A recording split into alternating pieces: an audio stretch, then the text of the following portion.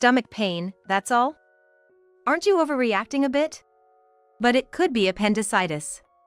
As I endured the severe pain and managed to convey this, John snorted through his nose, laughing and dismissing my words, saying it couldn't be true. I'm about to go on a trip with my sister, go to the hospital yourself. In my fading consciousness, I desperately tried to call out to my husband as he left. Wait!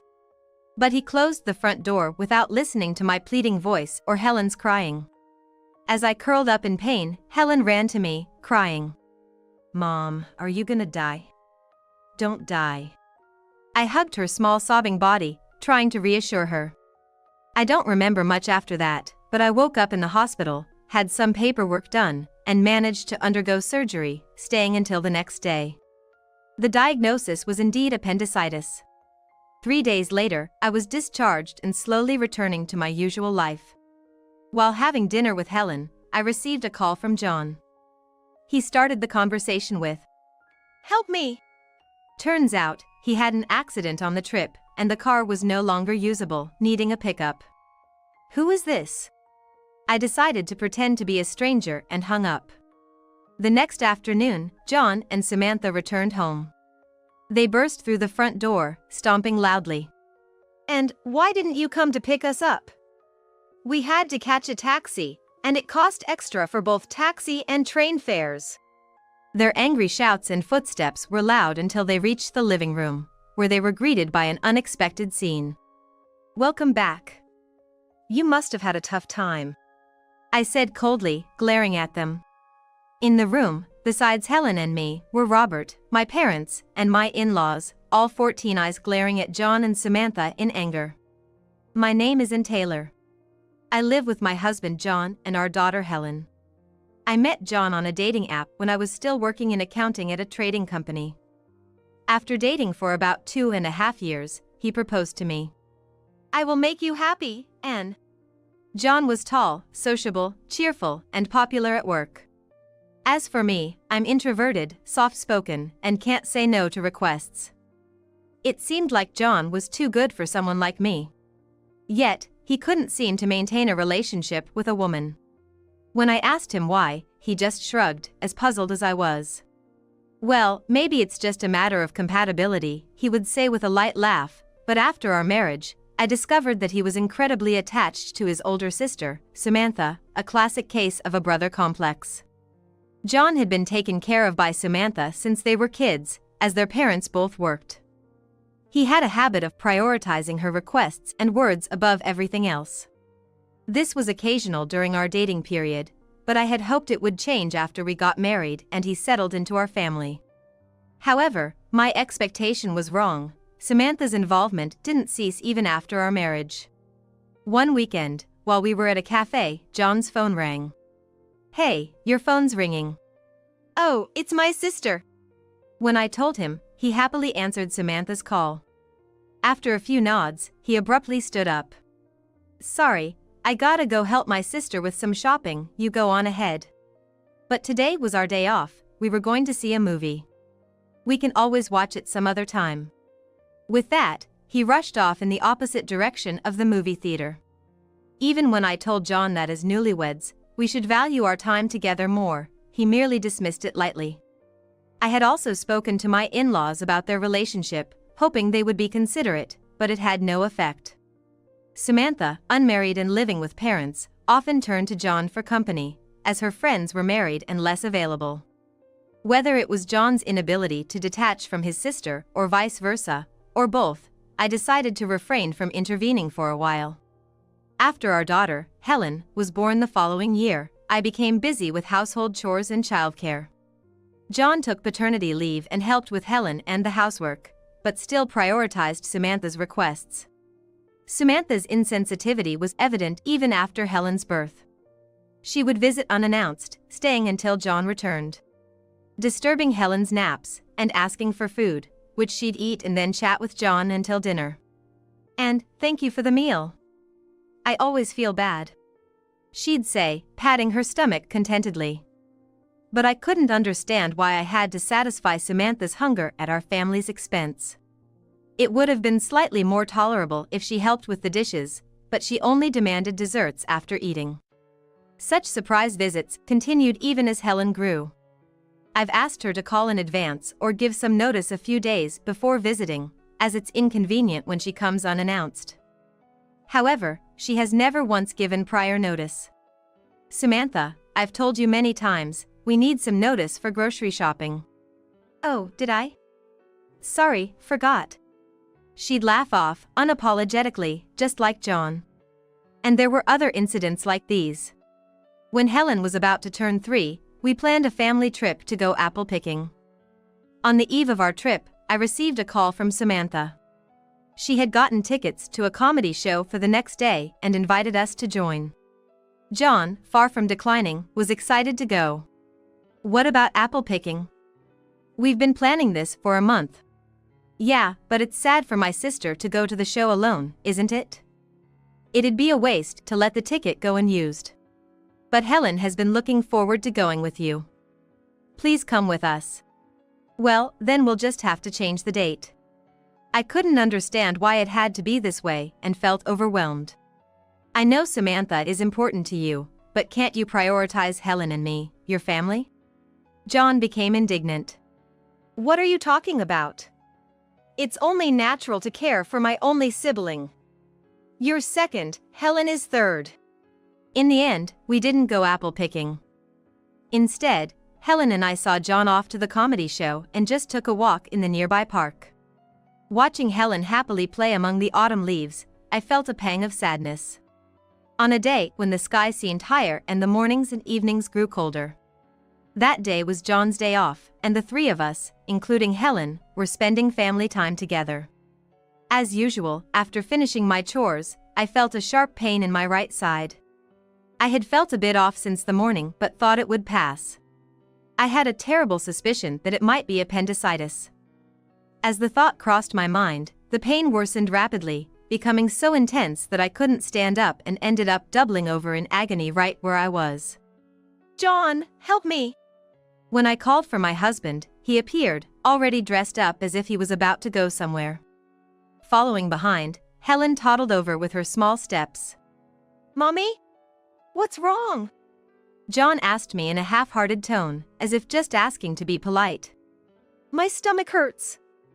I can't move. Can you take me to the hospital?" I managed to answer through the severe pain. Hearing my plea, Helen started crying, calling out, "Mommy, Mommy. You're making too much of a stomach ache. But it might be appendicitis." He snorted through his nose, dismissing my concern. "I've got a trip planned with my sister, you can go to the hospital yourself." He turned and went back to his room, then came out with a small suitcase and briskly headed for the front door. In my dazed state, I desperately tried to stop him. "Wait. My stomach really hurts." Ignoring my pleading voice and Helen's cries, John closed the front door and left. As I curled up in pain, Helen came running to me, crying, "Mommy, are you going to die? Please don't die." I tried to reassure her by hugging her small sobbing body, but I could barely muster any strength. Who else could I rely on? Then I remembered my brother. He is Robert Smith. We hadn't been in touch much since I got married, but he should still be living near my house. He might be out, but I had no one else to turn to. I had Helen fetch my smartphone, and with trembling fingers, I called Robert. The phone rang, and the seemingly endless call tone echoed through the speaker. I waited, praying for a response. Suddenly, the ringing stopped, and I heard a voice say, "Hello? Anne? It's been a while, what's up?" His casual voice was a relief. "Brother, my stomach hurts. I can't move. Please take me to the hospital." "What? Are you okay?" "I'm coming right now." Robert sensed the urgency in my voice and responded tensely. Robert didn't hang up the phone, instead reassuring me with words like, "Don't worry, and is Helen there? Is she okay?" During this time, I could hear the sounds of him locking his house and starting his car engine, clearly hurrying to come over. Robert has always been the caring type since I was little. Whether I got lost or failed my first choice in high school admissions, he always encouraged me, saying, "Don't worry, it'll be okay." He's my reliable and proud brother. Now, he was chatting with Helen, keeping her from getting anxious, which made me feel much stronger. Soon, I heard the sound of a car pulling up outside, and Robert's voice came through the phone. "I'm here.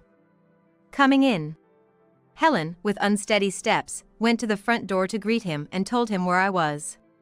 Robert, dressed in a t-shirt and chinos, looking quite casual, rushed in.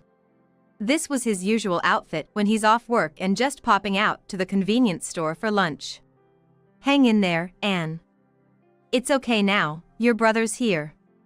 Come on, Helen, let's go. You're worried about Mom, right?" He carried me to his car parked outside, seated both me and Helen in it, and drove us quickly to the hospital. I don't remember much after that, but when I came to, I was in the hospital, having completed some paperwork and somehow finished the surgery. The diagnosis was indeed appendicitis, and I had to stay until the next day. With John gone on his trip, I had no choice but to call my parents for help with Helen's care and explain the situation. They were furious on the other end of the phone but only said, "We'll take care of Helen, just focus on your treatment," before hanging up. When I briefly explained to Robert, he was equally furious. "Wait, John left you two to go on a trip? Why?" "He went because Samantha asked him to. Please, take Helen to Mom and Dad's place." Helen, exhausted from crying, was already fast asleep in the chair next to me. "Sure, I'll take care of Helen. You just get some rest." Luckily, Robert would take Helen to our parents' house. As for her clothes and other necessities, we always kept an overnight bag ready at their place, just in case, so there was nothing to worry about. After Robert and Helen left the hospital room, I finally had a moment to breathe. 3 days passed, and I was discharged from the hospital, gradually getting back to my normal life. My recovery was going well, and today, I could comfortably enjoy a meal with Helen. We were having omelets for dinner. Helen was still struggling to use the spoon properly, but was eating without complaint. Then, my smartphone rang. I checked the screen, curious to see who it was, and saw it was John. For a moment, I considered ignoring the call due to its persistent ringing, but I eventually decided to answer it. "Help me!" John cried out as soon as I answered, explaining through tears that he had an accident on his trip, the car was no longer usable, and he needed a pickup. "My car's busted, and I'm stuck here with Samantha. And you can drive, right? Come pick us up." Listening to their childish wailing over the phone, I sighed and responded. Who is this? What are you talking about?" "It's me, don't you recognize my voice?" John's angry response, reminiscent of some scam call, seemed almost comical to me. "Sorry, I can't hear you clearly. I'm going to hang up now." I decided to pretend to be a stranger and, ignoring their cries of "wait a minute," I ended the call. Who was that? Oh, just a wrong number. I quietly set my smartphone to block John's calls and continued dinner with Helen. The next day, in the afternoon, John and Samantha returned home. They burst through the front door, stomping loudly. "And why didn't you come to pick us up? We had to catch a taxi, and it cost extra for both the taxi and train fares." Their angry shouts and footsteps were loud until they reached the living room, where they were greeted by an unexpected scene. "Welcome back. You must have had a tough time," I said coldly, glaring at them. Besides Helen and me, there were Robert, my parents, and John's parents, all 14 eyes glaring angrily at John and Samantha. "Why is everyone here?" John stood there, dumbfounded by the situation, so I explained it to him. "You do realize what you've done, right? You left me and Helen to go on a trip. After that, I had to be hospitalized. I've told everything to both my parents and yours," I said in one breath, blaming John. John looked baffled, almost as if he wanted to say, "So what's the big deal? But in the end, you were okay, right?" You have no idea how worried and helpless Helen and I felt. "Samantha, you could have been more considerate. You're always dragging John around for your errands." "What? Why am I being scolded? I didn't know about your situation." Both John and Samantha remained adamant that they weren't at fault, instead starting to complain about why I hadn't come to pick them up the day before. I was so angry with both of them that I wanted to slap them right there, but I restrained myself, clenching my fists instead. I couldn't forgive John for choosing to go on a trip with his real sister over his suffering wife and anxious, crying daughter. That's why I had called both our parents and in-laws here for a discussion, but instead of talking it out, John and Samantha faced a barrage of criticism from both families.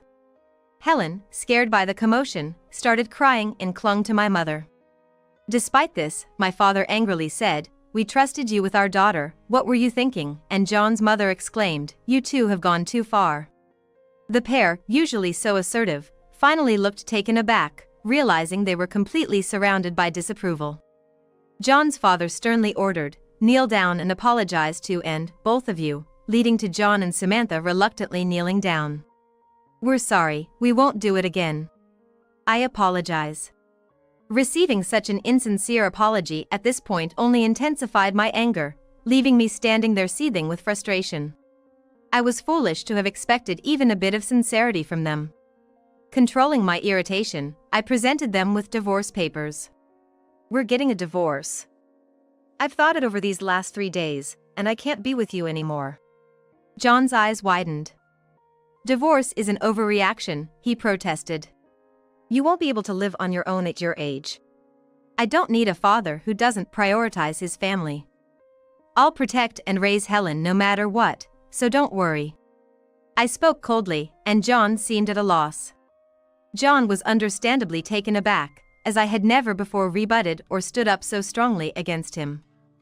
This was a side of me he had never seen before. Despite this, he continued to resist and started making various excuses. "If we get divorced, how will people at work see me? Are you trying to ruin my reputation?" "I don't care what happens to your reputation. We're getting divorced." "And what about this house?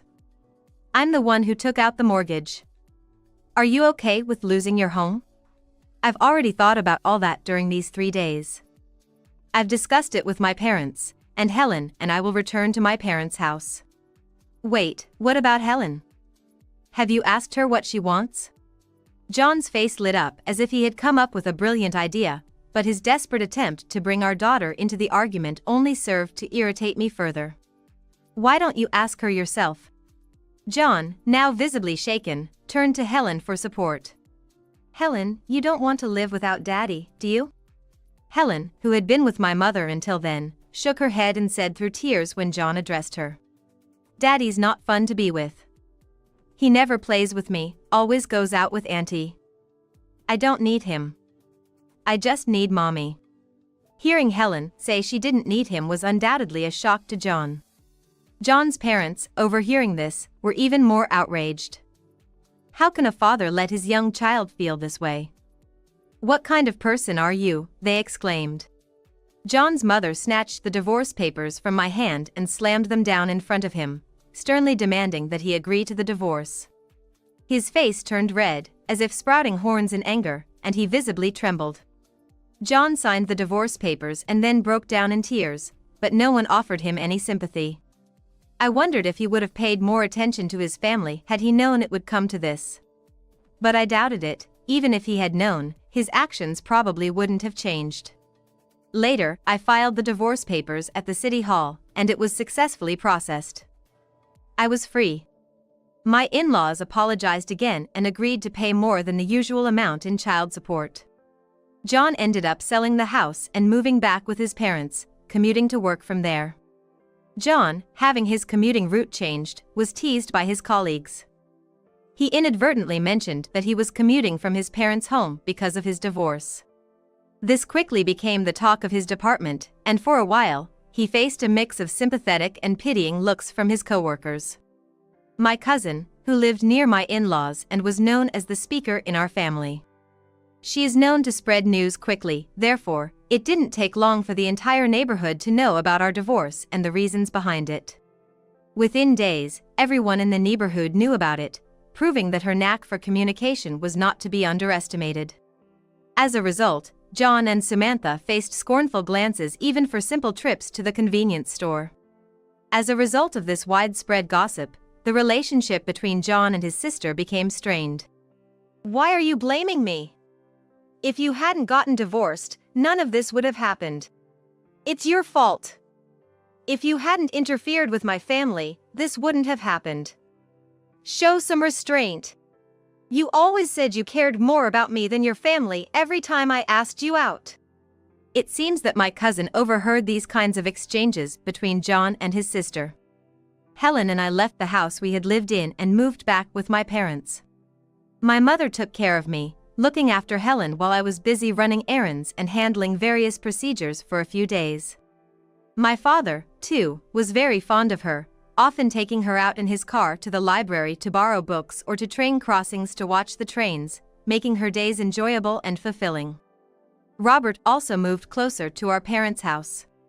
When I asked Robert what brought about the sudden move, he explained that his office had relocated, changing his nearest train station, so he moved closer to our family home. It's a coincidence, but I rented an apartment near our parents' house. Helen can come over to play anytime. I've got snacks and juice ready. Candy! Helen's eyes sparkled at the mention of sweets, and she joyfully bounced around, humming apple pie for me. "I'm glad you're excited, Robert, but don't give her too much sugar, okay?" He laughed and replied, I know. With the support of my family, I was able to start job hunting. Despite the gap in my resume due to childbirth and childcare, I found a job at a small office that seemed willing to hire someone for accounting work. The company, under the president's direction, aimed to create a workplace supportive of parenting. Most employees were mothers, and there was a manual to accommodate sudden early departures or pickups of children in the evening. My parents were impressed and happy with this arrangement. Helen started attending kindergarten and began learning various games and words. "This is a maple leaf, and this yellow one is a ginkgo. They're beautiful, aren't they?" I said, showing her the red and yellow paper leaves she had made at kindergarten, somewhat clumsily shaped but recognizable. It became clear that she liked beautiful leaves and was becoming skillful with her hands, using scissors more frequently. I remembered how we missed going leaf peeping once and decided to find a nearby spot for it. I discussed it with my parents and Helen, and we planned to go during the next long weekend. I also invited Robert, and he agreed to come. "I'll bring lots of snacks. Remember, Helen's snack budget is $10.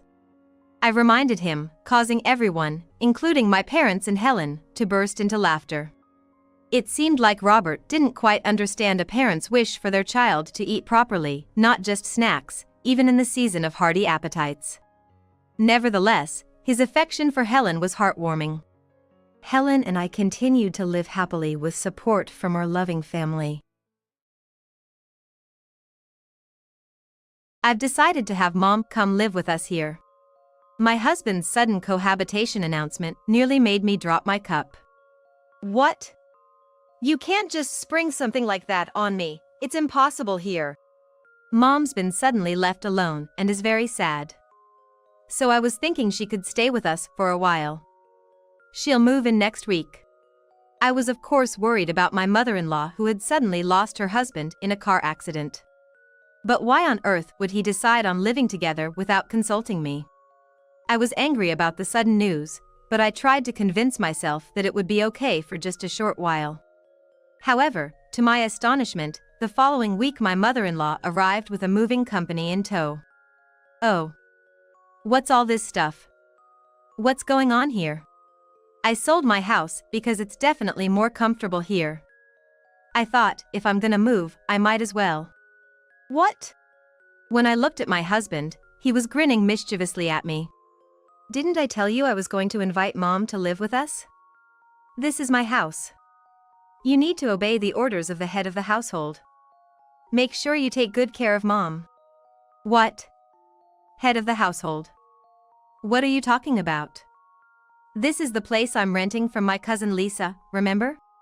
Had my husband forgotten something that important?" "I know that. But right now, I'm the one paying the steep rent here.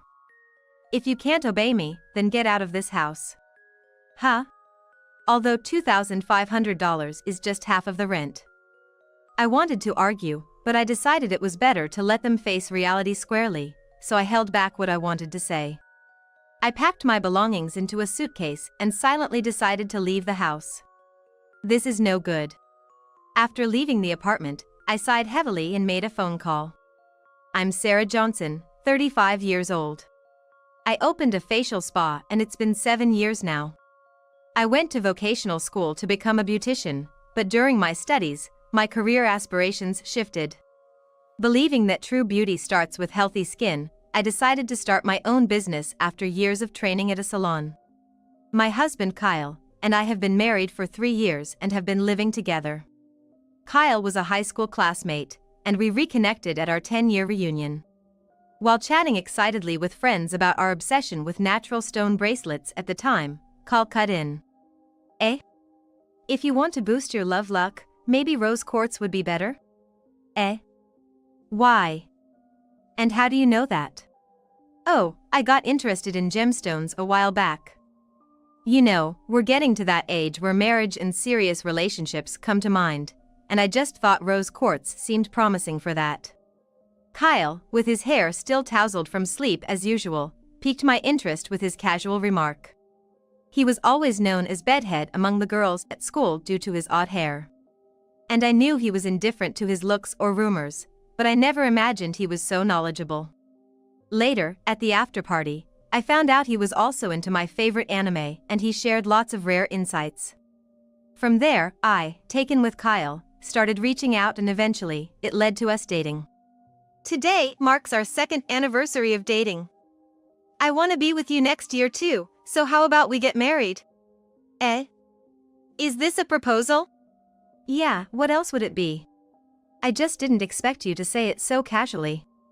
Kyle was an odd guy, but he was a fun and comfortable presence for me, and I saw no reason to refuse. 2 years into our marriage, an opportunity, or rather, a golden chance, came my way.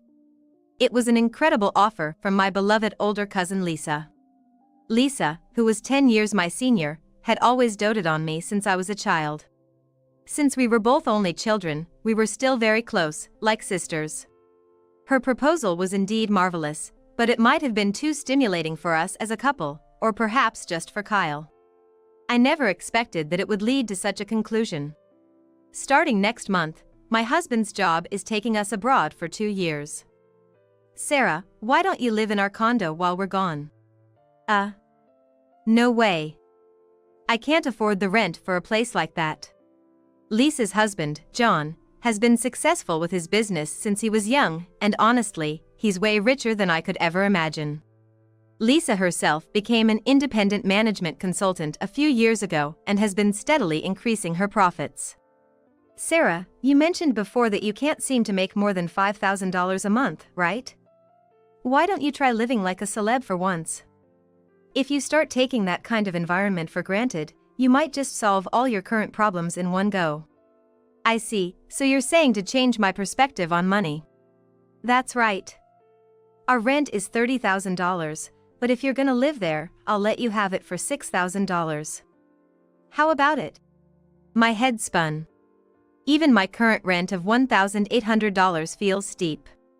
But honestly, I really like our current place and don't want to let it go. But John says he's okay with renting it out to you as an investment. The owner of Lisa's condo is a friend of John's. Mr. Otomo is someone who supports entrepreneurs, so when Lisa brought up my story, he agreed right away. I get that it's a good offer, but can I discuss it with Kyle before I decide? Of course. I'll be looking forward to your response. At this point, I'd been running my salon for 5 years, but no matter how hard I tried, there's a limit to what I can do alone. I had almost given up on the idea that my monthly income would ever exceed $10,000. That's why the mere thought of the amount was already pressuring me. When I trudged home, my husband was into his new workout routine. I cautiously brought up Lisa's offer. Why not? It'd be a bigger space, and super close to work. Kyle, less concerned with overtime, worked as an in-house designer for a corporation. He's the type who wants to spend his time only on what he likes. Commuting from Lisa's condo would cut down the travel time significantly. But it'll be a bigger financial load than before, you know? It's for your growth, isn't it? I'm fine either way, so just work it out with Lisa. Even after marriage, my husband has been indifferent to anything outside his interests. Probably, except for the shorter commute, he isn't really interested in the details. Even as I explained the terms of living there and the rent, he just nodded, and I wondered if he was actually listening. After much thought, I decided to take on the challenge and moved in, agreeing to pay half the rent, $15,000, while my husband would cover the other half, and I'd handle all our living expenses. I was determined to gamble these 2 years on my life. Wow, this is amazing. That's incredible. That was our first reaction when we stepped into the high-end rental property. I thought we could actually live in the side closet for shoes, and the living room, which was over 430 square feet, seemed perfect for throwing a grand party.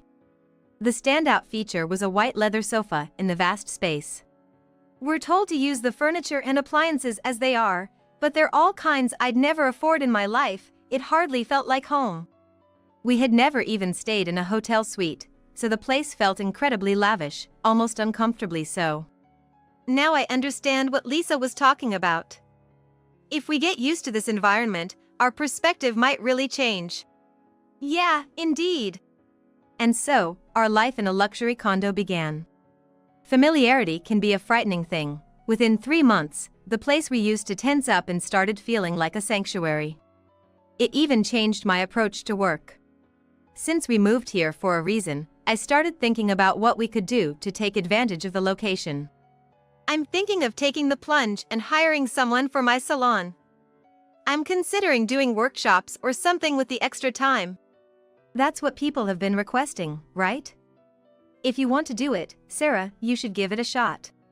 I run a beauty-related social media account personally, and I had requests for a while to host workshops or tea parties where people could talk to me directly. Since then, it's been a trial and error process, learning and practicing every day. It was exhausting, but the results were well received, and before I knew it, I was easily making over $10,000 a month. I changed, but the environment also had a big impact on my husband, Kyle. In what way, you ask? His appearance changed. He probably thought it would be problematic for the neighbors if he continued to neglect his appearance. He's making sure his hair is neat and he's dressing sharper when he goes out. Although, as a result of getting ready to go out, the house ends up a mess. You know, I started getting approached by people at work who I've never talked to before. I bet. Even I think you look the best you ever have. The first year after we moved, our life was really going well. The dark cloud loomed when my mother-in-law, who found out about our new place through the New Year's cards, came to visit. She has a hobby of taking classes and has a lavish, vain personality. I was surprised when I saw the address. What an amazing house! I never imagined Kyle would move into a place like this. I'm so proud. My mother-in-law was as surprised as we were. Oh, this house is... right? I can step up when I need to, Kyle said, cutting me off, grinning as if he had rented the place himself. And then gesturing for me to be quiet with a finger to his lips. The class I attend is close by. It's easy to stop by on my way home, so I'll be dropping in from time to time. Sure, just make sure to let us know before you come over. I know that. I had a bad feeling about this. After retiring, my father-in-law enjoyed fishing with his buddies, often going on trips. Because of this, my mother-in-law started to come over to stay more often when my father-in-law was out. What bothered me was her sleeping on our white living room sofa. No matter how many times I told her, even laying out a futon on the floor, I'd find her sleeping on the sofa. Mother-in-law, please don't sleep on the white sofa, this is a rented place. Oh, sorry about that. It's just so comfy that I end up sleeping here without realizing. Initially, my mother-in-law was well-behaved like a guest, but gradually she started acting as if it was her own house. She was careless with the furniture and appliances, and I was constantly worried she might damage something. Hey, don't you think you're coming over too often, mother-in-law? This isn't our house, you should hold back a little. What? Let me enjoy it, too. This kind of lifestyle doesn't come around often. Plus, you've been asking me to clean the house every time I come, it's been handy for you, right? Kyle hadn't corrected the lie he told my mother-in-law. Since he started dressing properly, he's become really sloppy at home. Having my mother-in-law around to easily ask to tidy up must have been convenient for him. But the cleaning she was supposedly doing only happened at the beginning. Sarah, the house is a mess. Don't just sit there, vacuum the floor. The bathroom is soaking wet. When I got home from work, my mother-in-law was there more often, scolding me. Kyle was influenced by his mother and started blaming me, increasing my stress after coming home. Yet, since my father-in-law was often away from their house, I felt somewhat relieved that the situation couldn't get much worse. But as my mother-in-law's visits increased, another source of stress piled up for me. My husband has been coming home late. There are nights he comes back drunk in the middle of the night, or sometimes he doesn't come home until the morning. Occasionally, the smell of perfume lingers on him. When confronted, he says he's hooked on trying out new bars lately. Cut it out already. It's fine to go out for drinks, but coming home in the morning isn't normal. And how much are you spending on drinking anyway?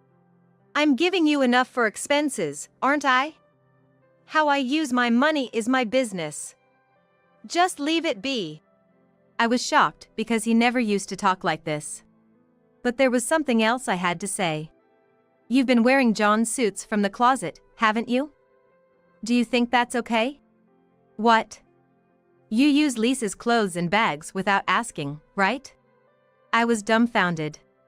Does he think it's okay to just use anything in the house as he pleases? I always get permission and take them to the cleaners afterward. Have you got permission from John? Well, you handle that part, make it sound good. John's suits are really cool.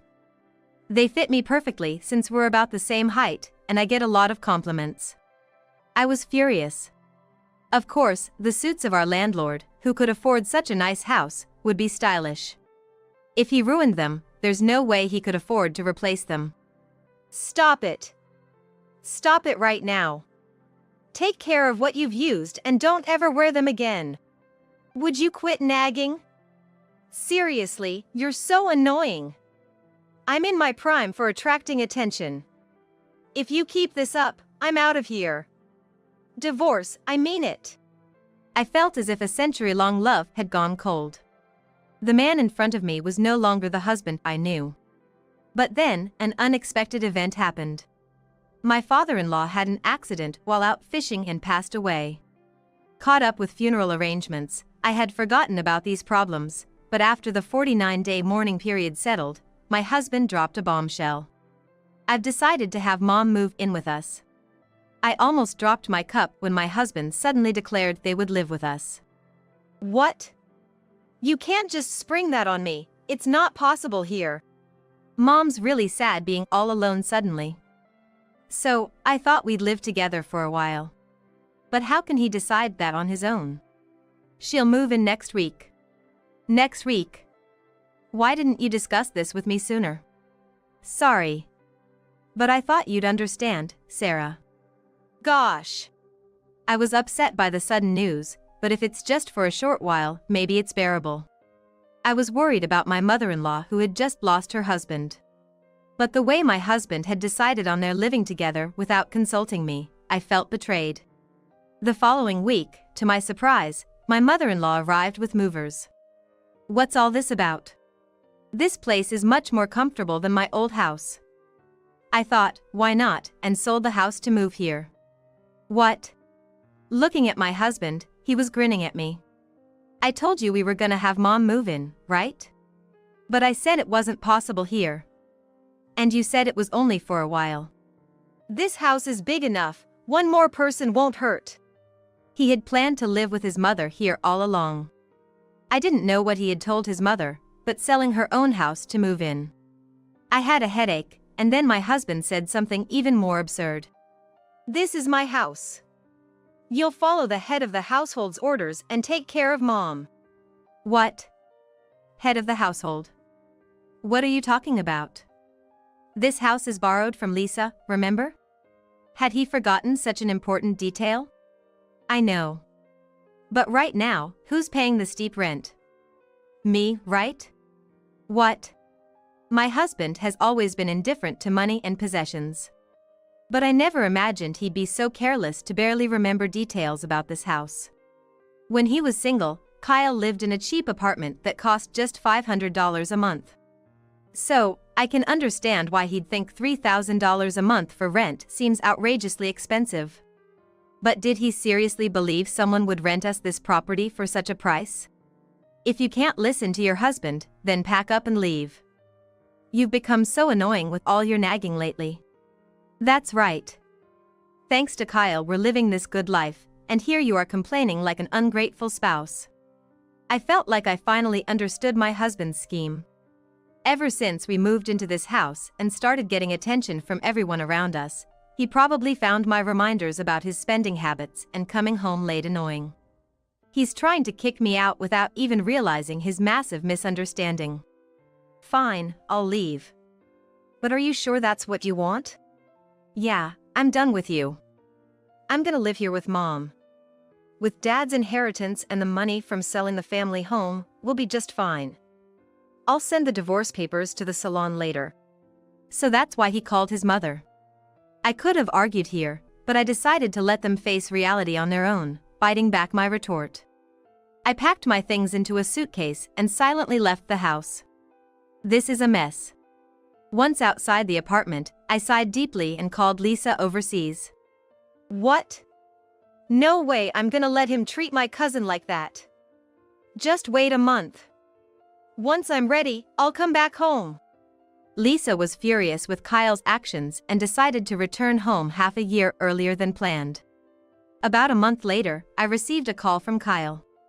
I had received the divorce papers right after leaving, but I knew this call wasn't about that. I thought about ignoring it, but the phone kept ringing. Reluctantly, I answered and heard, "Sarah?" Finally. The management company says the rent hasn't been paid. I've been making the payments as usual. Please, can you check with Lisa what's going on? Did you check the bank account? Yeah, it's got $3,000 in it. I almost burst out laughing. I hadn't made any deposits into that account, and I had withdrawn the balance after leaving the apartment. With just $3,000, you won't even cover the utility bills, let alone rent. How embarrassing it must be to live in a luxury apartment and have your electricity cut off. Why didn't you leave enough money in there? Huh? Why should I pay the utilities for a place I don't even live in anymore?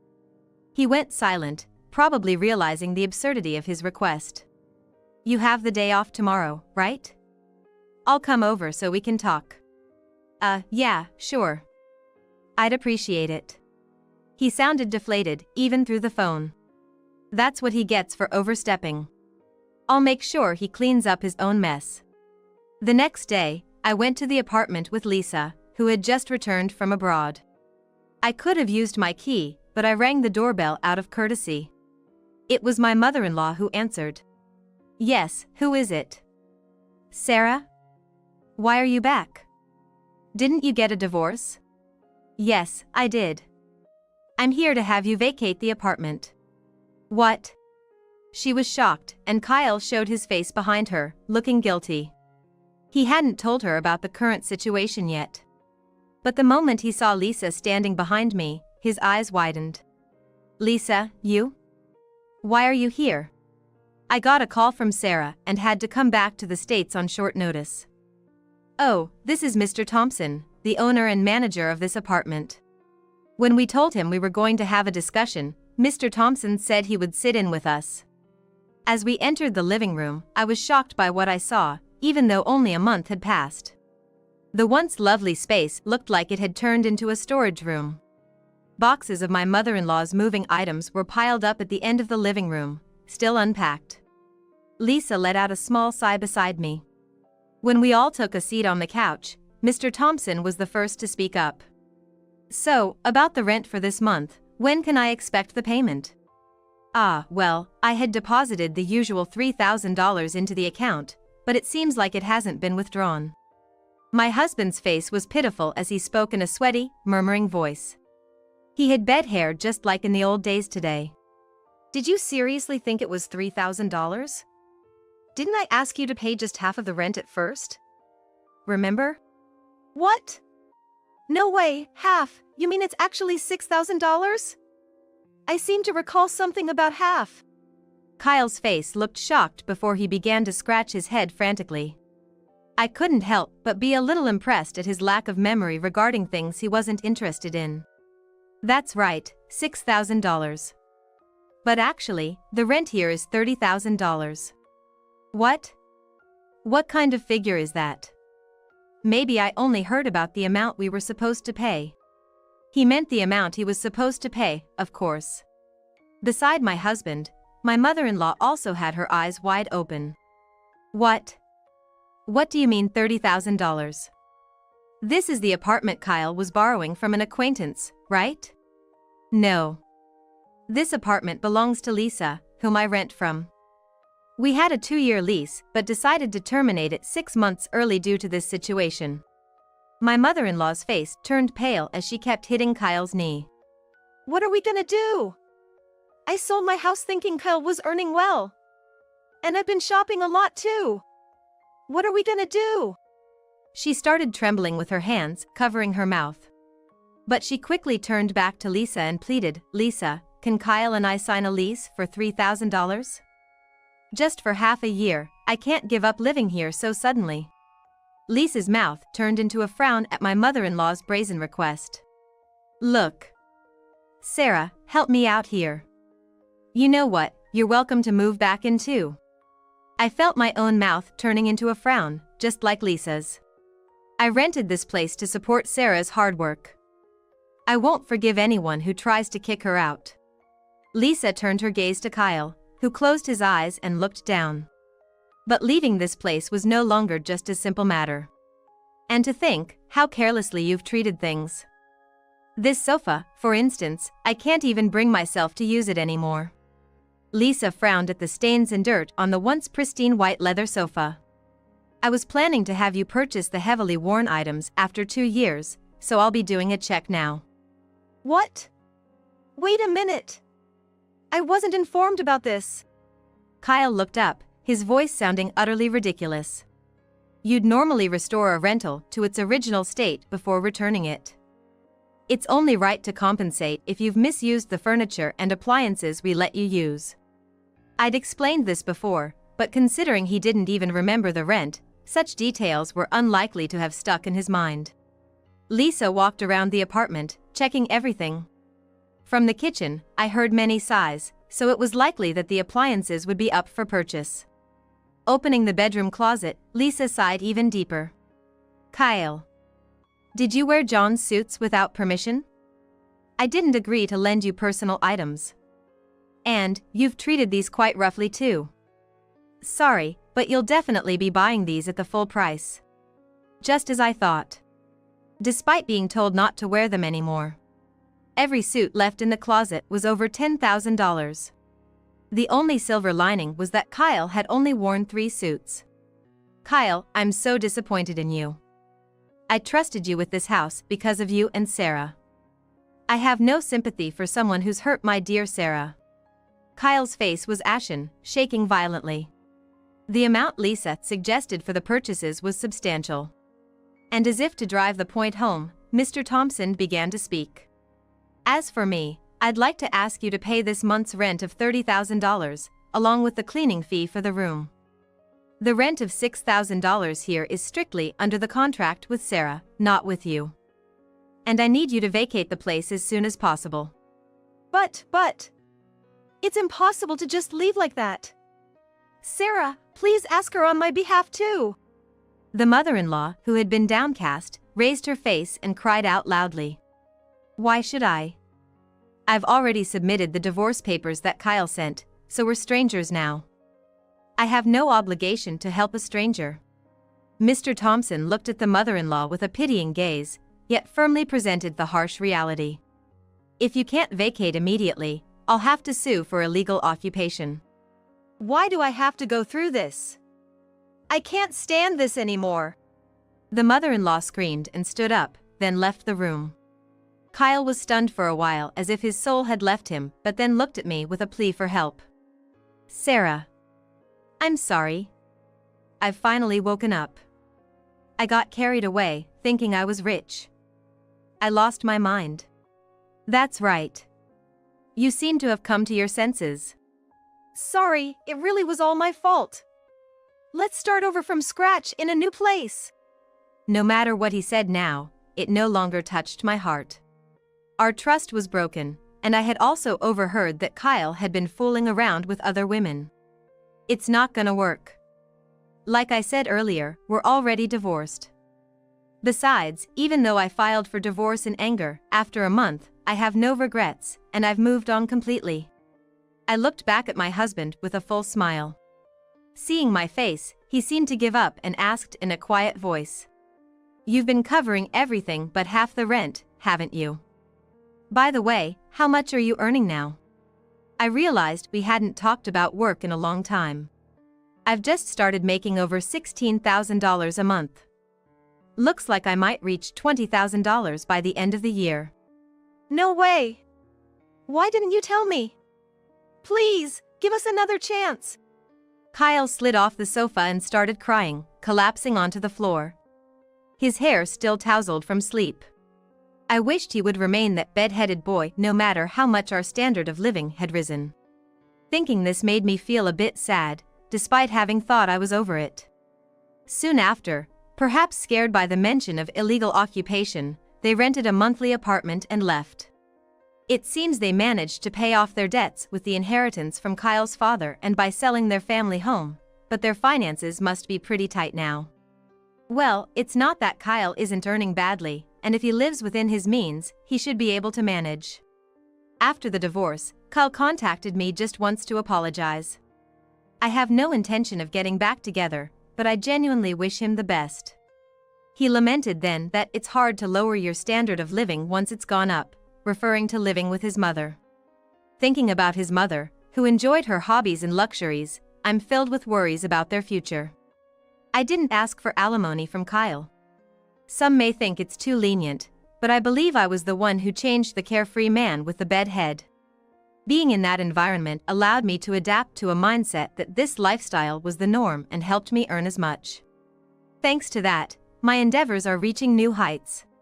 But Kyle and his mother just used that environment to raise their standard of living, without realizing their delusion. Now, I live alone in a $3,600 rental. Though I'm not up to Lisa's level yet, I feel I've come a long way from the time when an $1,800 rent was a struggle. I believe in myself and want to continue making my dreams come true. This car is now mine and my girlfriend's. Despite getting caught cheating, Lucas talks confidently. I can't help but be thoroughly amazed by his attitude. Why is he so cheerful? Why does he act so superior towards me? I even wondered if he and I see the world completely differently. But if he's willing to take this car, I couldn't be happier. The monthly loan is $6,000, but he'll figure something out. All right then, I hope $6,000 for the loan will be okay.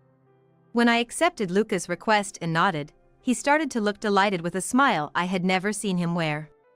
My name is Jessica Thompson. I'm 38 years old and work at a design firm. I don't really have any worries in my job or personal life and live each day happily.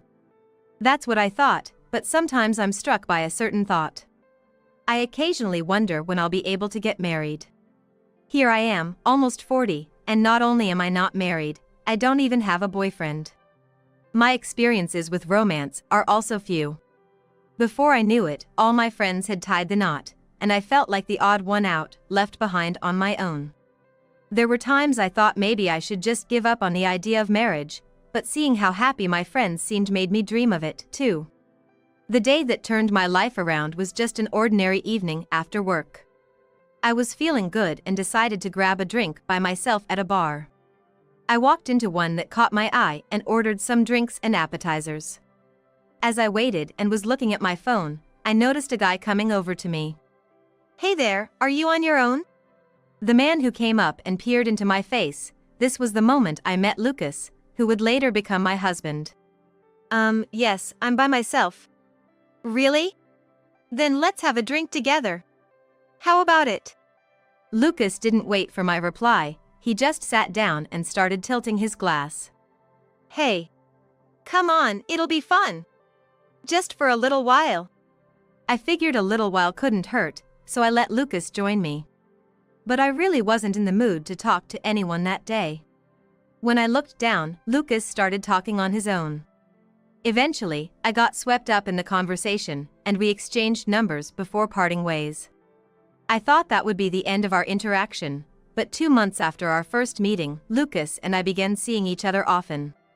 During our exchanges, I found myself gradually drawn to Lucas. Talking to him, my feelings would gradually become serene. I honestly wanted to talk more. When he said he wanted to see me, I felt genuinely happy. I never expected to develop such emotions, and I can't help but be surprised. 6 months after we first met, Lucas and I became a couple. 3 years of dating later, we got married. I never imagined I could get married, and when Lucas proposed, it felt like a dream. But I realized after it all ended that this was the pinnacle of happiness. After marriage, Lucas changed drastically. He became so different it made me wonder if his personality during our dating period was just a facade. It was probably about a month after we started living together. Suddenly, Lucas became distant. Whether he would be late coming home, or what he wanted for dinner. I tried to start various conversations, but all I got from Lucas were indifferent responses like, yeah, Hey, what's been going on with you lately? You seem down. Just leave me alone. It's none of your business, okay? I wonder if he's come to dislike me. Watching Lucas' attitude worsen day by day, my anxiety grew. Yet, I was still happy that he came home. He would still eat the dinner I made, and we still shared a bedroom. Somewhere in my mind, I believed he still had feelings for me. His current indifference and harsh demeanor could just be because he's tired. I had those feelings. However, a month into our misaligned lives, Lucas started coming home late more often, citing overtime and drinks out, and I found myself spending many nights alone at home. During the day, I'm not alone because of work, but coming home to an empty house is indescribably empty. Just me again tonight. Then a message from Lucas popped up. It was him saying he had to work late again tonight. I appreciate that he still sends messages, but I can't help but worry about the increase in overtime and nights out since we got married. Maybe I did something wrong. Could it be that he's disillusioned and deliberately not coming home? I received a message from Lucas and placed my shopping bags down gently. Before I knew it, Lucas had stopped coming home every day. The slightly pricier rental we got for our new life together. Since Lucas stopped coming home, it has become a place where I spend time alone in loneliness. We were supposed to be married, so why has it come to this? As I thought about Lucas, I continued to eat my dinner alone. When Lucas did occasionally come home, he was always in a bad mood. You'll eat dinner, right? I'm going to make it now. As usual, I prepared dinner and served it to Lucas. But after one bite of the side dish, he stopped eating. What's wrong? Not hungry? I've been meaning to say this, but the food you make is really awful. I was frozen by his words, something I had never heard before. Until now, he had always said my cooking was delicious and had seconds. There were even times on our anniversaries when he said he preferred my home cooking over going to a fancy restaurant or inn. And yet, why suddenly? I'm sorry. I didn't know it was bad. I'll take it away. Don't touch me. Lucas glared at me sharply and started eating again. But he never looked pleased with the taste, always frowning. He started to complain about the cleaning and laundry I did as well. If the coffee cups weren't aligned perfectly or if a picture on the wall was tilted. Even a single hair on the floor would result in a complaint. Considering I work too, a few oversights should be understandable. I even began to wonder if it's normal for someone to fuss over such small details. Of course, I've repeatedly mentioned that I can't manage housework perfectly because of my job. However, Lucas was utterly uncompromising. It always ended with him yelling, "You just need to be quiet and do what I say." The stress just kept building up every time I interacted with Lucas. I felt such self-loathing, wondering if I really should have married him. All these swirling emotions even led me to consider divorce. But the fact that I managed to get married at this age, and the hassle of divorce proceedings, made it hard to take any action. I thought I just had to endure. Eventually, I found myself resigned to this way of thinking.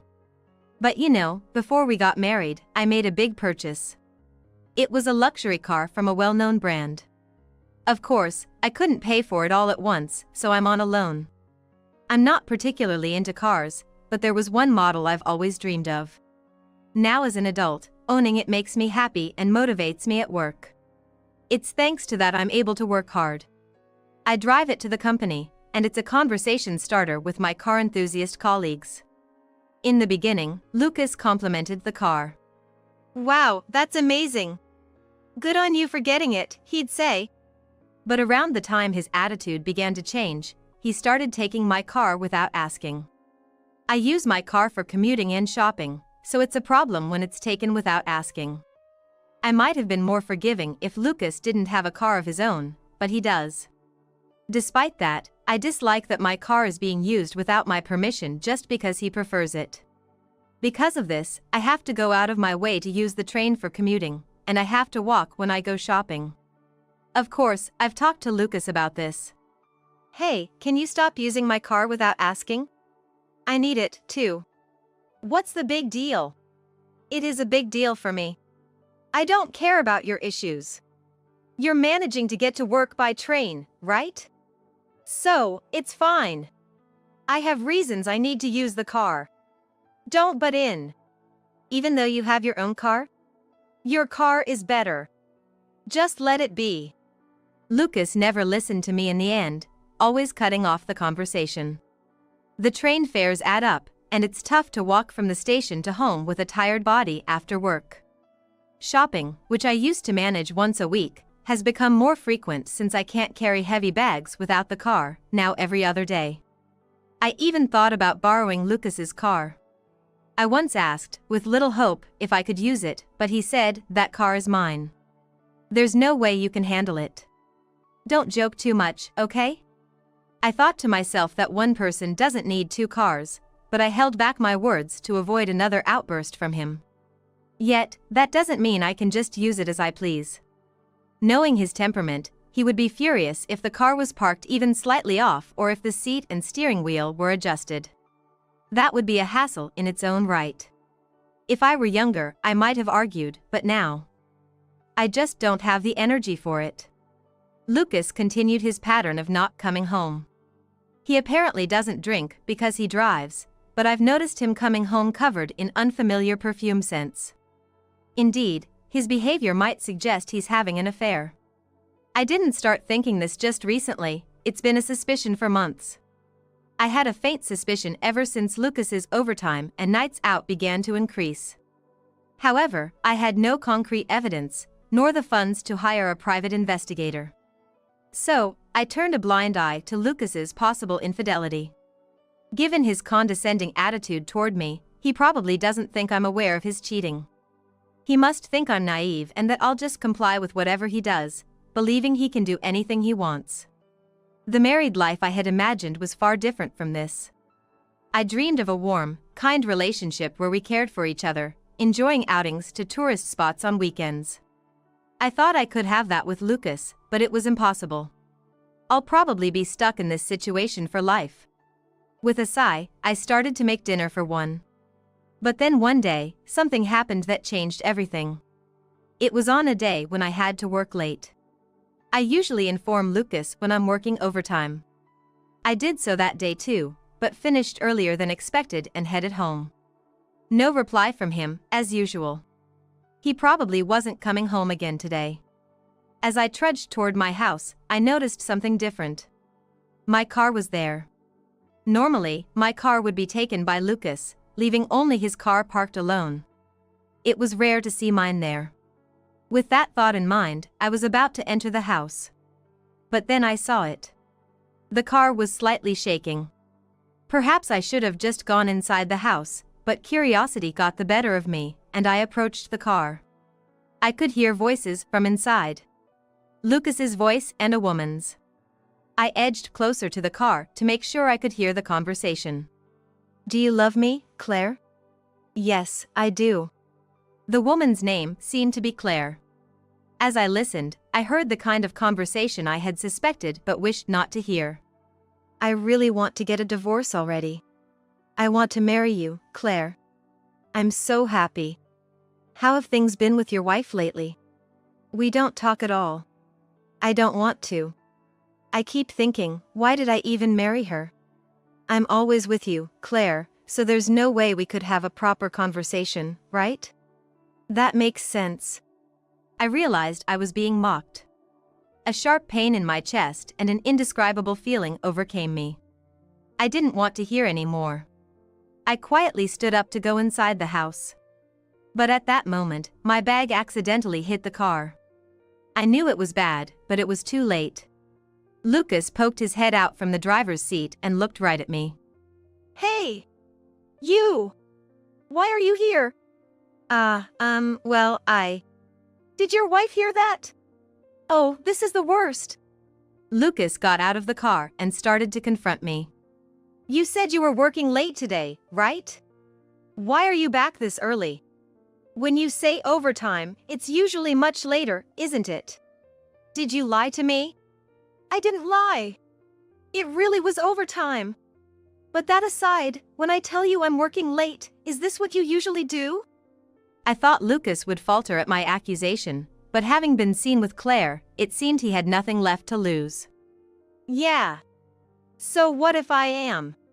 Is there a problem? Problem? We're married. What you're doing is cheating.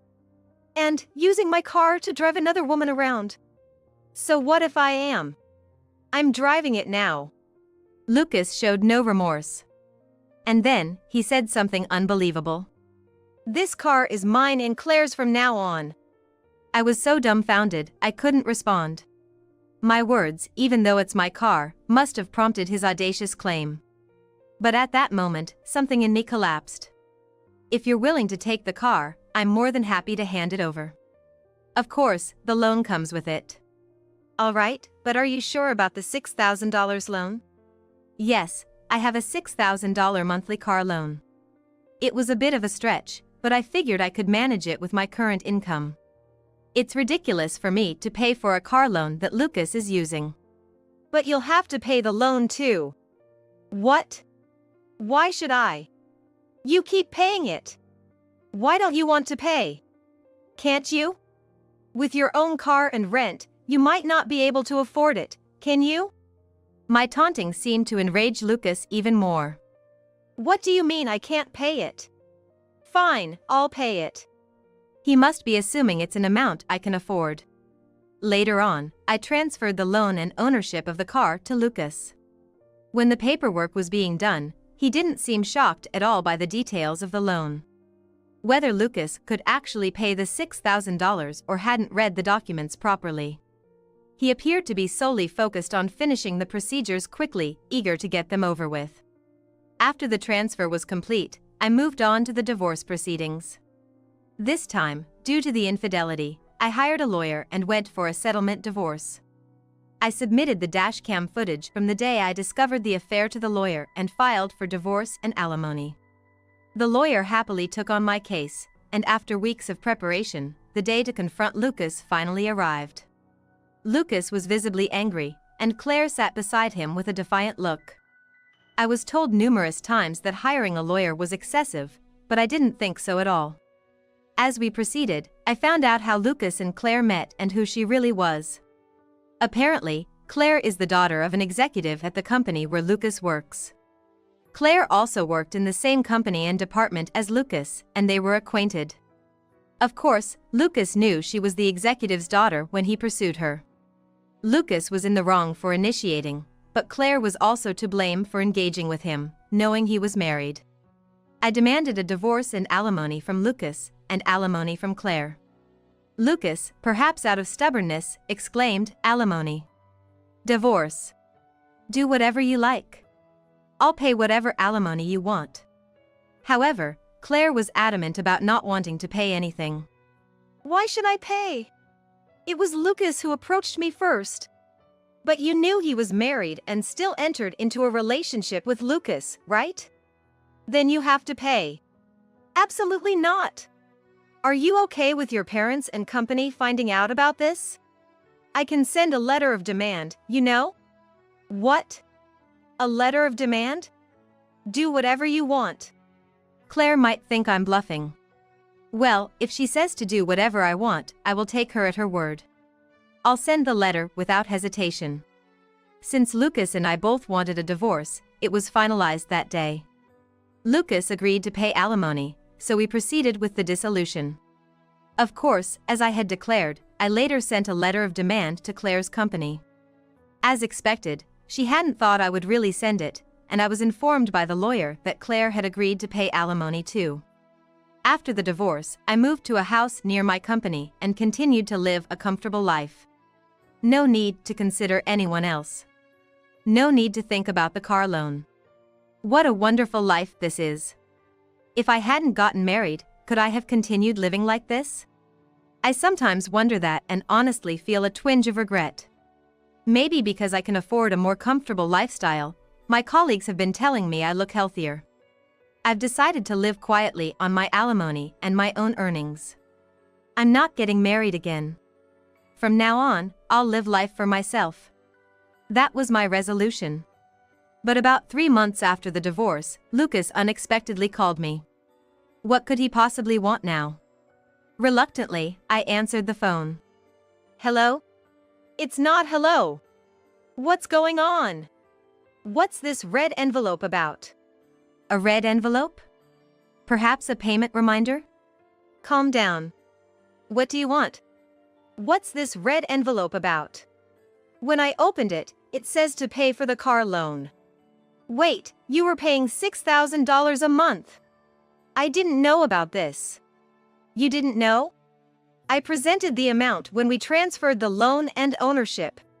It's strange you didn't know. What? You thought you didn't have to check the amount because I was paying it? No way, I thought it'd be $6,000. Hey! Can't we change it back so you'll pay now? He really is a man of convenience. After all, Lucas would be the one driving even if I paid. Besides, now that we're divorced, I shouldn't have to listen to Lucas. It's not possible. Remember, you were the one who started saying the car was yours in the first place. Do you really think it's fair to ask me to pay for it now? Don't say that. Weren't we married? Even though we're divorced, we were in love, right? Can't you help me out when I'm in trouble? In love? Help him out when he's in trouble? What is he talking about? I understand that we were in love because we were married. But I've been through a lot because of Lucas. And now he expects help just because he's in trouble? That's too convenient. You know, it's far too convenient for you to live as you please and then come to me, a complete stranger since we're divorced, for help when you're in trouble. Now that a demand notice has arrived, you'd better figure out how to come up with the money and make the payment quickly. Figure out how? That's impossible. Don't start with that now. Even if it was in the heat of the moment, you were the one who said you'd pay for my car's loan, remember? Maybe it's time you learned to take responsibility for your own words. So that's that.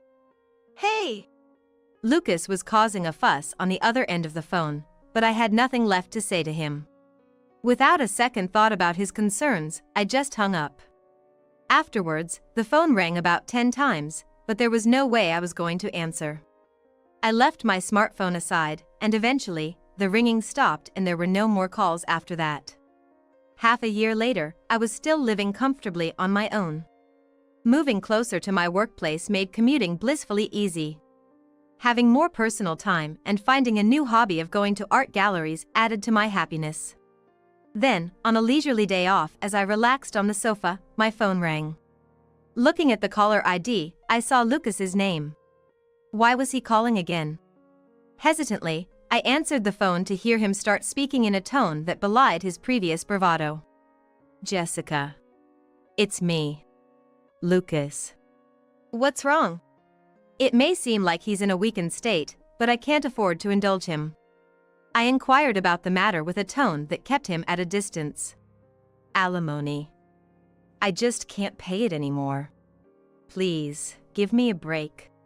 Excuse me? Give you a break? His choice of words irked me, but I was curious to hear what had happened. Apparently, he had been putting on a front, but after our divorce, he had to leave his job. The reason was an affair with Claire, a board member's daughter. It appears he was encouraged to resign voluntarily for disrupting the company's order. And now, Claire had dumped him too. He struggled to find a new job, barely getting by with temp work and part-time gigs. However, that kind of life did not last long. Now it seems he has sold both cars, moved out of the rental, and returned to his parents' home. With this, life should become a bit easier for him. But a few weeks after returning home, his mother's health deteriorated, and she needed care. Due to his father's old age, it seems that Shudo has no choice but to take care of his mother while also being chased by the demands of his job. And just because he sold the cars, it didn't mean he was free from car payments. The luxury car loan and the alimony to me. Lucas himself seemed quite overwhelmed. Please, I'm begging you. Look, if it'll help, I'm even willing to get back together, all right? Wouldn't that make things easier for you too? What do you say?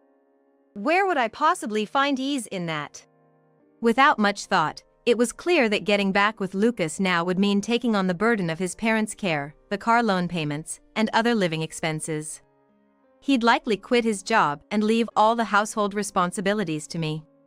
You just want to dump all the housework on me and quit your job, I suppose. Living together was tough enough as it was. No one would willingly jump into an even more difficult situation. I've said something like this before, but you really only think about yourself, don't you? You're probably thinking of reconciling with me, moving back into the house, and having fun yourself, right? It's not like that. Even if you say it's not like that, I can't believe you. Do you have any idea how much hardship you've caused me? Taking care of your parents might be tough, but getting forced out of your job? Being dumped by your girlfriend? All of that wouldn't have happened if you hadn't cheated, right? Lucas fell silent. However, I kept pressing him further. I really wonder why I ever married someone like you. If I could meet my younger self, I'd be furious. I'd tell her, no matter what, do not marry Lucas, it won't make you happy. And the fact that you're still talking about getting back together now, it's kind of crazy. If you were really sorry, you wouldn't say things like that. So, just so you know, you'll be paying that alimony on time. Please, I'm begging you. It must be humiliating to beg someone you once looked down upon, isn't it? No matter how much you plead, I will not listen to your requests. So, do not contact me ever again. Hey! Jessica! I hung up the phone right after that. Following this, Lucas seemed to have given up, as he stopped contacting me altogether. No more calls, no emails. His desperation was clear in that last call, but the condescension in his tone made me think he still doesn't see his own faults, wondering why such misfortune has befallen him. Well, the alimony has continued to be deposited, so I guess he's managing somehow. Half a year after Lucas's last attempt to reach out, I continue to live my life comfortably on my own. I've continued with my newly found hobby of visiting art museums. As a result, my room is overflowing with art books and postcards purchased from the gift shops. Lately, I've been wanting to visit art museums abroad. There's a lot I think about when it comes to married life, and honestly, even if I were reborn, I doubt I'd want to get married. There's not a single thing about marriage that I think is good. Right now, I'm just grateful for this environment where I can comfortably live on my own. My name is Caroline Johnson. I've been married for 10 years, but my husband, Thomas, and I don't have any children. Thomas believes that as long as a couple is happy together, it doesn't matter if they have kids or not. He's the youngest in his family, and his older brother takes care of their parents. I'm an only child. So I needed to take care of my parents eventually. Thomas agreed, and we decided to build a new house for this purpose. But once the house was finished, Thomas said something unbelievable. Now that we've moved in, all that's left is for my parents to join us. I was pleased with how everything was settling in and said so.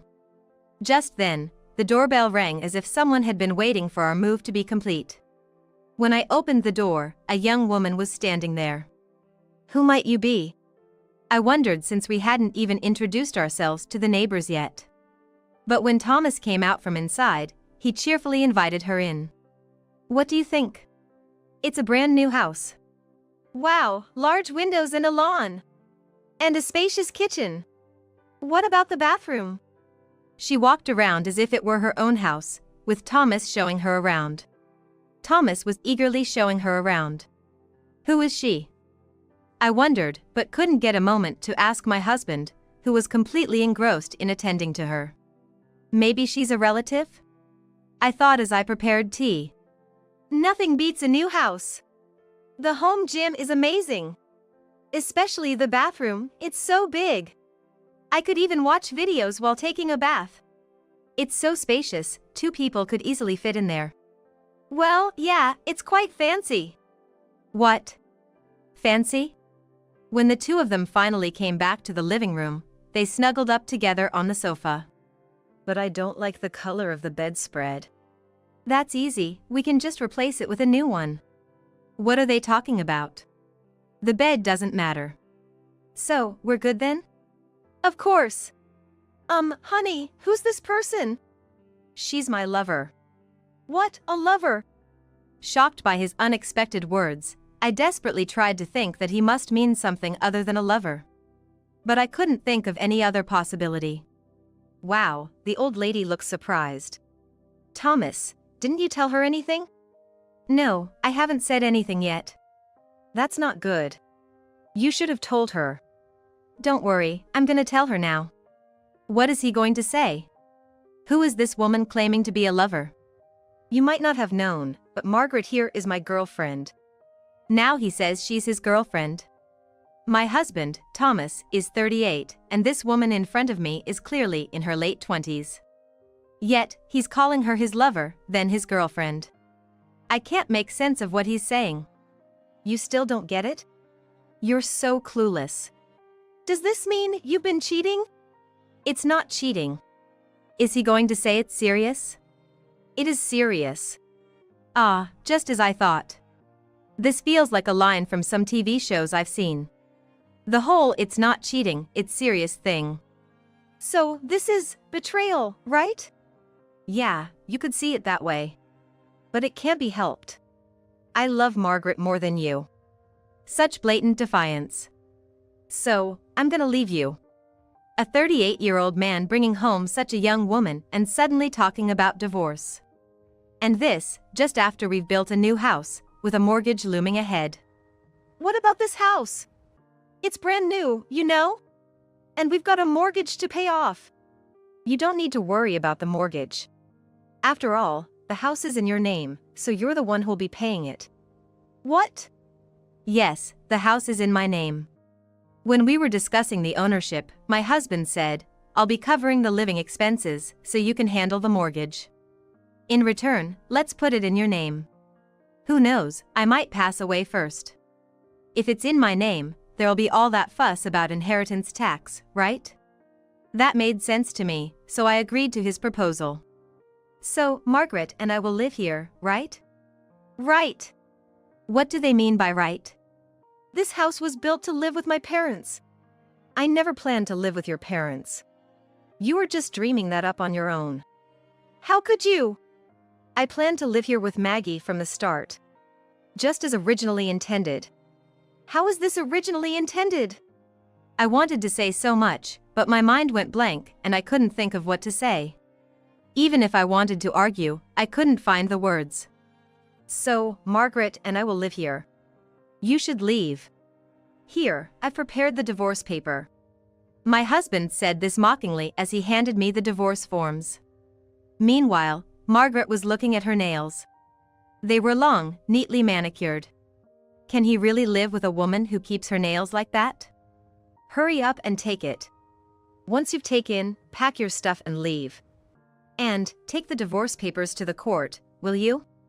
We're planning to get married soon. The woman said, smiling triumphantly. Feeling rushed, I took the divorce papers and went to the bedroom to pack my things. I was supposed to sleep in this bed tonight, but now it will be my husband and that woman. I felt nauseous. Hey, how much longer are you going to take? Margaret is telling you to hurry up. Just get out already. I couldn't say anything back, barely managing a nod. Leaving the house, I went to the court to submit the divorce papers. Then, I headed to my parents' house, but tears blurred my vision. Arriving home, my mom greeted me, shocked to see me crying. What happened? Mom. I hadn't cried this loudly in years. Tears flooded out as if releasing all the pent-up emotions. Just come inside. Once inside, she patiently waited for me to stop crying. It must have been an hour before I could finally speak. Then, I started talking non-stop, like a dam had burst. What just happened? The betrayal by my husband. His young lover. My mother was undoubtedly shocked after hearing it all. When did it start? When? I wonder. Thinking about it, there had been signs that something was off about a year ago. But I had convinced myself that my husband couldn't possibly be cheating. Or maybe it was just easier to think that way and stop suspecting him. I see. Well, I understand how you feel. So, what are you going to do now? What to do? Are you just going to accept the divorce and step back, letting them do as they please, or are you going to fight back? Fight back? I don't even know what I could do. Yeah, that's tough. After a moment of thought, my mother said, if you decide to fight back, I'll help you. Several weeks later, with advice from my mother, I returned to the new house. What do you want? Came back to pick up something you forgot? Really, old lady, showing up without calling? That's so not cool. We're busy, you know. Quiet, you brat. That's mean. Hey, Tommy, are you going to let her talk to me like that? I'm being bullied by this old lady here. Poor Maggie, it's unacceptable for me to bully you for sure. It's nice that you two are so lovey-dovey, but I've come to talk. Can't you let me in? Why not just talk here at the door? This is my house. You're a stranger now. This can't possibly be your house anymore. Right, that's the important point. I'm a stranger to this man. Too bad. The rights to this place are mine. Now, move aside. I pushed past them and headed to the living room. But it was no longer the living room I had loved, it was filled with the woman's tastes. Such childish taste. Better than being old-fashioned. What's this all about? Spit it out already. I sat down on the sofa, smiled mockingly at them, and said, "Get out." What? Get out? Are you kidding me? You're the one who should be leaving. No, it's you who should leave. The owner of this house is me. Now that we're divorced, I, as the owner, have the rights. If you don't leave, I'll sue you. Sue us? That's right. How can you even sue? That's impossible. Have you lost your mind after the divorce? My mind is perfectly fine. Like I said earlier, we're strangers now that we're divorced. And I'm the owner of this house. You staying here without my consent is trespassing. If you don't want to be sued, you better pack your things and leave quickly. Don't be ridiculous. You didn't say anything like that when we divorced. Of course not. How could I remain calm when you suddenly brought your lover home? In such a situation, who would think about the law? That's impossible. What? I'm saying you can't do it. Oh, and why is that? With your personality, I can't see you doing something like that. I've known you all this time. You couldn't do anything without me. And now suddenly, you're capable of such a big move? You're just trying to threaten me. You're underestimating me. Happy now? Who's underestimating whom? If you keep this up, you're going to get hurt, you know? Ah, do your worst. Fine, you asked for it. I came here to warn you kindly, but you're just foolish. So, if that's what you want, I'll proceed. Enjoy cooling your head in jail. I said this, stood up and headed towards the door. I got into my car and immediately called my lawyer. A few days later, Thomas called me in a panic. Hey! I got a letter from the lawyer. Oh, really? You actually sued us? I haven't sued you yet. But I wouldn't say such things blindly. Before going to the police, I consulted a lawyer. So, we're going to get arrested? That's right. If you don't leave, I'll go to the police. You might be detained for up to 72 hours. If that happens, your employer will find out, and you might even get fired. Why would you do something like that? I haven't done it yet. Please stop. If you want me to stop, then leave that place. No, I can't. Margaret wouldn't like it. I don't care what your dear Maggie thinks. That house is mine. What am I supposed to do? How can I stay in this house? I can agree to a settlement. A settlement? Yes. The settlement amount is $20,000. $20,000? It's a cheap price to stay here. So if I pay $20,000, can I really stay here? Yes, you can. And you won't go to the police? I won't. But if you want to stay, you need to pay the mortgage on this house. Think of it as rent. Rent. Then, I heard some talking in the background over the phone. Listening closely, it sounded like Margaret was saying something. Hey, if we get arrested, will we really go to jail? You'll be detained for questioning.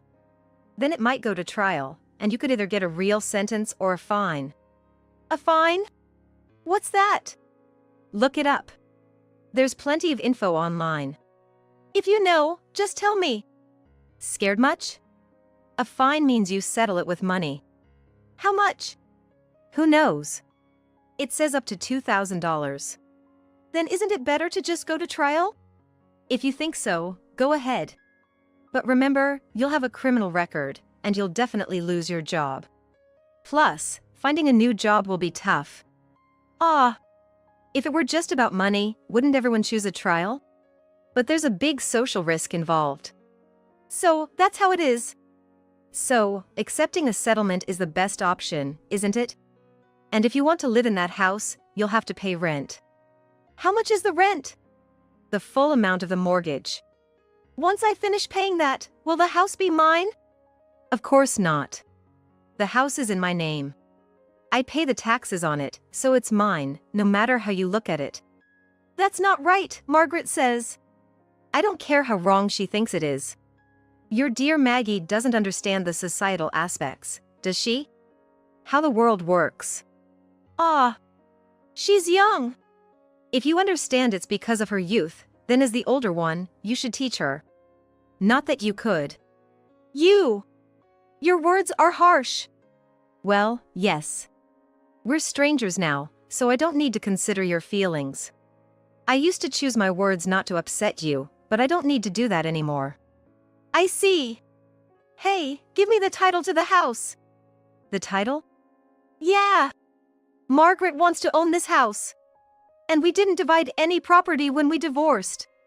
I should at least get the house, right? Do you think we had property to divide? We both contributed to the living expenses from our earnings, right? So, there's no joint savings. In fact, all the household items and appliances, I mostly paid for them. Technically, I could take all of it. Oh, and the furniture we bought when we renovated, I paid for that too. That's ridiculous. See?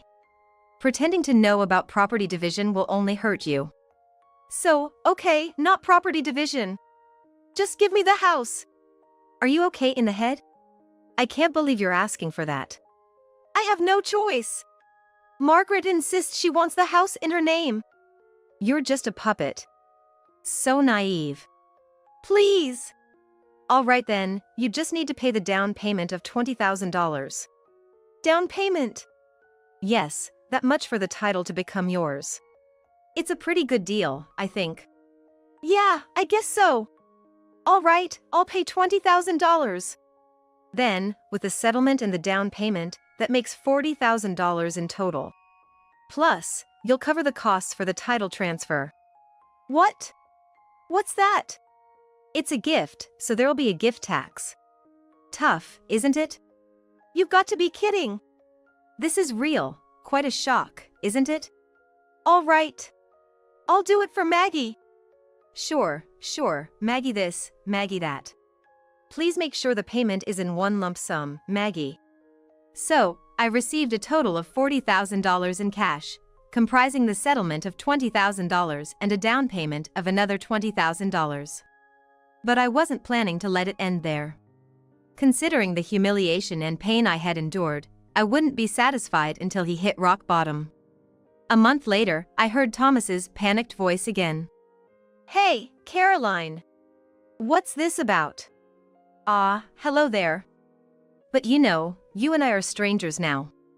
Please don't address me so informally. Got it. What is this about? Well, you're saying this over the phone.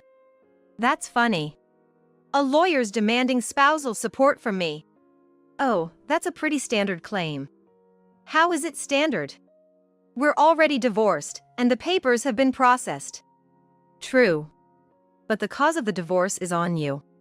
You brought your lover into our home, and when asked about cheating, you openly admitted it was serious. It's absurd to think you wouldn't be sued and asked for spousal support. But you didn't mention this when we divorced. Well, back then, my mind was blank. I didn't think of it. Now that I'm calm, I see I have quite an advantage. But why now? It's been a month since we divorced. Isn't that something you claim right away? Or discuss it at the time? Listen, there's no period for claiming spousal support. It can be claimed any time unless the divorce judgment changes.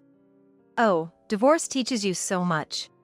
Hey, I've already paid $40,000 for the settlement and down payment for the house. And now spousal support on top of that. That $20,000 was to keep you and Maggie out of jail. And the other $20,000 was the down payment because you wanted the house, right? Neither of those has no business with it. I know, but this is just impossible. Guess what? I have some exciting news. What? The only good news would be you dropping the spousal support claim. Not happening. But here's a new fact I discovered after we split. Listen up. I'm pregnant with your child. What? No way. True. With all this happening, I felt sick. I thought it was a stomach ulcer or something, so I went to the gastroenterologist. They told me to visit the gynecologist, and guess what? I'm 3 months pregnant. Yay! We couldn't have kids for so long. Maybe feeling safe about not being able to conceive was what did it. Now, of all times. So, expect a claim for child support too. Child support, even though we're divorced? You can take a DNA test if you wish. However, it just adds to the cost. It's obvious you're the dad. Please pay the child support. No way! You're planning to have the baby at your age? Of course. It's my long-awaited child. There's no question of not having it. This is crazy! We were okay with the mortgage because we couldn't have kids. No, you thought it was okay because you planned to make me pay it. Well, maybe I did think that. I'm not saying you have to pay every month. What do you mean? If you paid every month, Maggie wouldn't like it, right? It'd reduce the money for her, even though it's not her child. So, spousal support and child support, I'd prefer it all in one lump sum. You can't be serious. I am. I don't lie like you do. That's impossible. Well then, do you want to pay monthly? I'm sure Maggie would be furious. Can you handle that? No way. Right. So, it's better to pay it all at once.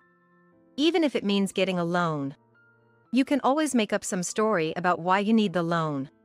You're good at lying. After all, you cheated on me without me knowing. You! So, the spousal support is $60,000, and child support for 20 years at $600 per month comes to $144,000. Oh, the total is $204,000, lucky me. You've got to be kidding. How am I supposed to pay that? If you can't pay, I'll have to ask my lawyer to take legal action. Keep that in mind. I'll have to borrow from a consumer loan service. Why not ask Maggie to work? Having run out of savings, my husband borrowed from a loan service and paid everything in a lump sum. I never thought he'd actually borrow from a consumer loan service, but his going into the negative was lucky for me. The timing of the pregnancy was surprising, but I think the baby was cheering me on. Now, Thomas is struggling with the mortgage payments. He probably thought he could manage with his savings for a while. I can't pay because I have no money doesn't cut it. So, Thomas's solution was to plead, Maggie, I'm sorry. Could you please work? But Margaret was having none of it. What? Are you joking? Why should I work? Tommy, you said I could be a stay-at-home wife when we got married. I know, but I can't pay the mortgage. We both have to work now. No way. Why suddenly change? You said we were fine because of your savings. Well, there's a bit of a situation with that. I don't care. I absolutely refuse to work. No matter how much he tried to reason with her, Margaret refused to work, not doing anything around the house or even cooking properly. She spent her days playing games or hanging out with friends. This can't go on. I have no choice but to sell the house. Thomas decided to sell and went to a real estate agency run by my friend. This friend, though mutual, was closer to me. What? It's a new house. Why are you selling it? Well, it's because. After hearing the situation, my friend came to me with the story. Everything was in Thomas's favor, not mentioning anything about his mistress. So, I told my friend everything that happened. So, can you sell the house? It's tough. It's new but considered second-hand now. Plus, he wants to sell it high. And it's far from the station. But I'll give it a try. However, it didn't sell, and the price kept dropping. He complained that it's down a lot, half of what it cost to build it. Really? It dropped that much? Then I'll buy it. The house, new but now second-hand, was going for cheap, but I wanted it even cheaper. Really? Yeah, but I don't want to buy at the current price. If you can drop it by another $100,000, I'll buy it. Just don't tell Thomas it's me buying. All right, got it. Then, my friend approached Thomas saying, there's someone interested in buying, but they're asking if the price can be lowered even more. If you drop it by another $100,000, they'll buy it. That much?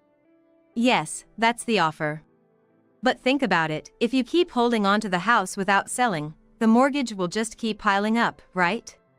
It's better to sell, isn't it? Skillfully steering the conversation, my friend managed to get Thomas to agree to lower the price by another $100,000, selling it to me for less than half its original value. However, Margaret, who hadn't been informed about the sale, was furious. Why are you selling the house behind my back? What do you mean we have to move out by the end of the month? This is not a joke. You're so worthless. I'm sorry, Maggie. But I had no choice. If we continue like this, we won't be able to pay the mortgage and we'll lose the house anyway. All that will be left is debt. That's not my problem. You said I could live in a new house when we got married. This is like a fraud. I'm sorry, please forgive me. There's no way I'm forgiving you. I can't live with a loser like you. I'll divorce you right away. Furious, Margaret left Thomas after he begged for forgiveness. Thomas then used the money from the house sale to repay his consumer loan. However, the mortgage remained. He tried to stay positive, telling himself, all I have to do now is pay the monthly mortgage. And he continued to pay the mortgage, which had been reduced by about half. But then, further disaster struck. It was the damage bill I sent to Margaret for her annoying harassment before the divorce. Thinking it unfair for Thomas to suffer alone, I sent Margaret a bill for ruining my marriage. Margaret, however, tried to make Thomas pay for it. Why am I getting this bill? It's not my fault. You're the one to blame. You should pay for it, Margaret said. Frustrated, Thomas came complaining to me. Why are you sending Margaret a damage bill? I could sense his plea for mercy. You know, she was part of breaking up a family, right? It's only what she deserves. But it's all coming down on me. Just refuse to pay if you don't like it. I said, but Thomas, being bombarded with complaints by Margaret, made a promise he couldn't keep to pay it himself. In the end, he borrowed from a consumer loan service again to pay the bill in full. This led him into an even more difficult situation, as the interest on the loans compounded. He worked his day job and cleaned buildings at night, but it didn't bring in much money. Desperate, he even tried medical trial jobs, which left him physically exhausted and struggling through hard days. As for me, I was living comfortably in the new house with my parents and newborn child. Enjoying a very affluent lifestyle thanks to the reduced price of the house, the child support and spousal support, and the down payment from Thomas. It's indeed a happy life for me. Hey, long time no see. You've really aged, haven't you? We're divorced, remember? Try to be a bit more considerate with your words. I thought as ex-spouses, we could speak freely. So, what have you been up to since our divorce? You know, I got married right after our split. And guess what? My wife was pregnant right away. If you're not infertile, it's easy to have kids. Now, I live happily with my wife and son. Good for you. I'm glad you're happy. What about you? Oh, sorry, I forgot. Being infertile means you're probably still single, right? Past 30 and unable to have kids, you must be pretty undesirable. I got divorced 15 years ago because of infertility. At a reunion, I met my ex-husband who bragged about his family to put me down. But he's making a big mistake. Huh? Who is? I'm about to correct his misunderstanding. He'll surely regret his words. Also, I'll throw in an extra piece of news. With a bit of mischief, I decided to share something unnecessary. That revelation would push him over the edge. I'm Rachel. I am a 28-year-old working at a consulting firm. I'm about to get married and will soon meet our parents. My fiancé, Ben, also 28, is a salesperson at a major manufacturer. We've been childhood friends since kindergarten. After high school, we went to different colleges, and after graduating, we got jobs and left their hometown.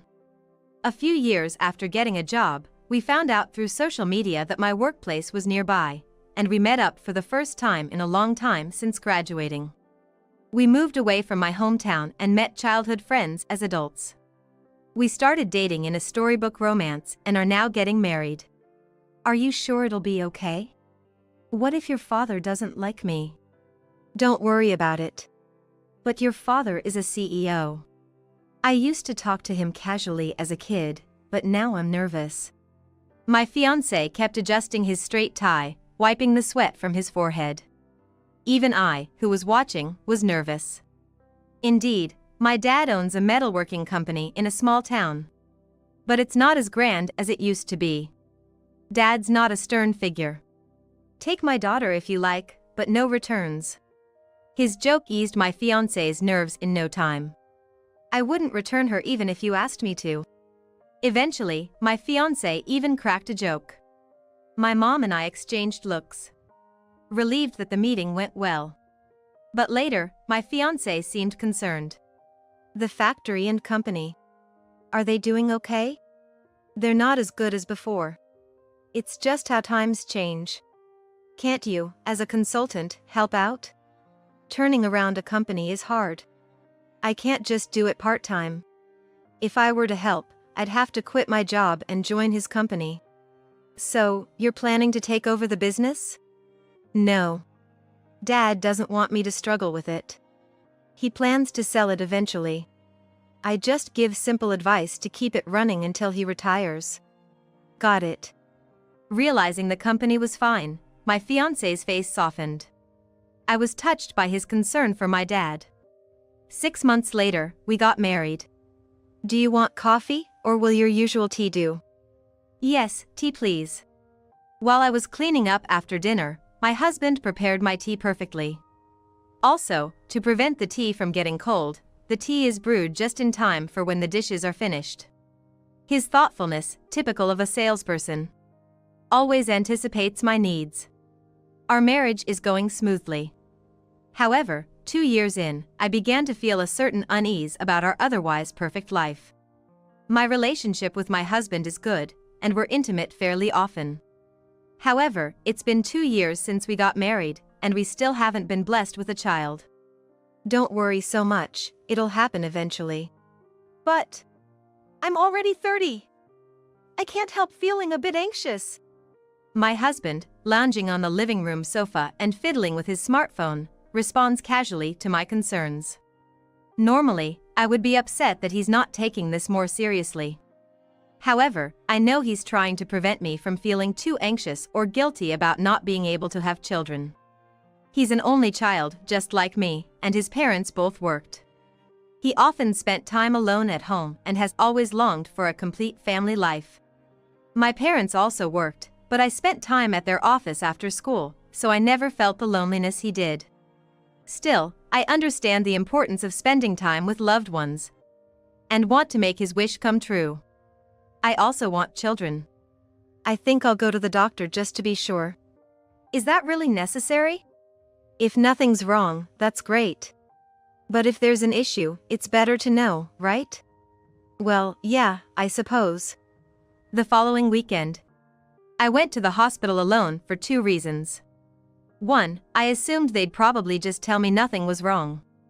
2, if there was a problem, I didn't want to worry about how to react in front of my husband. I casually went to the hospital, thinking about what to buy on the way home. The tests were over quickly, but I had to wait for the results. 2 weeks later, the results were in. It's like nature's rule to expect the worst in these situations. I didn't shop that day, just walked home staring at the ground. I'm infertile. Well, I told my husband about the diagnosis that evening, hoping to ease the tension by doing it during dinner. The mood in the house became heavy, and both of us stopped eating. But it wasn't all hopeless, there was some chance. The doctor said my infertility can be treated with about a 30% success rate. After 30, the chances decrease. I just made it in time. 30%, huh? And it only goes down from here. While I started eating again, my husband remained silent.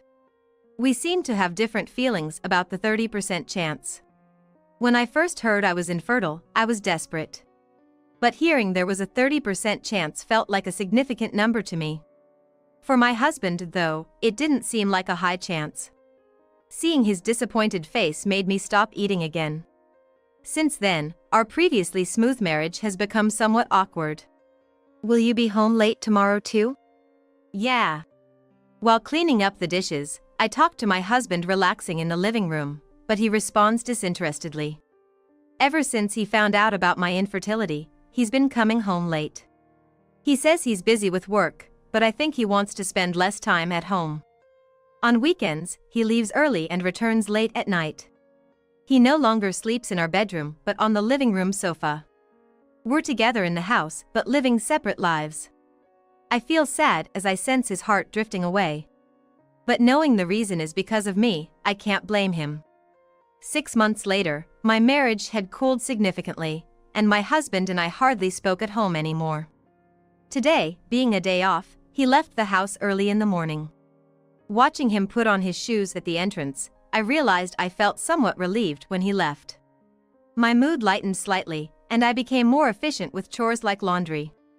However, as I was about to throw one of his shirts into the washing machine, I sighed. Foundation stains again. These never come out. I wasn't surprised to see the foundation on his shirt. It has been happening occasionally for the past 2 or 3 months. Since our relationship was already strained, I had no intention of making a fuss about a possible affair.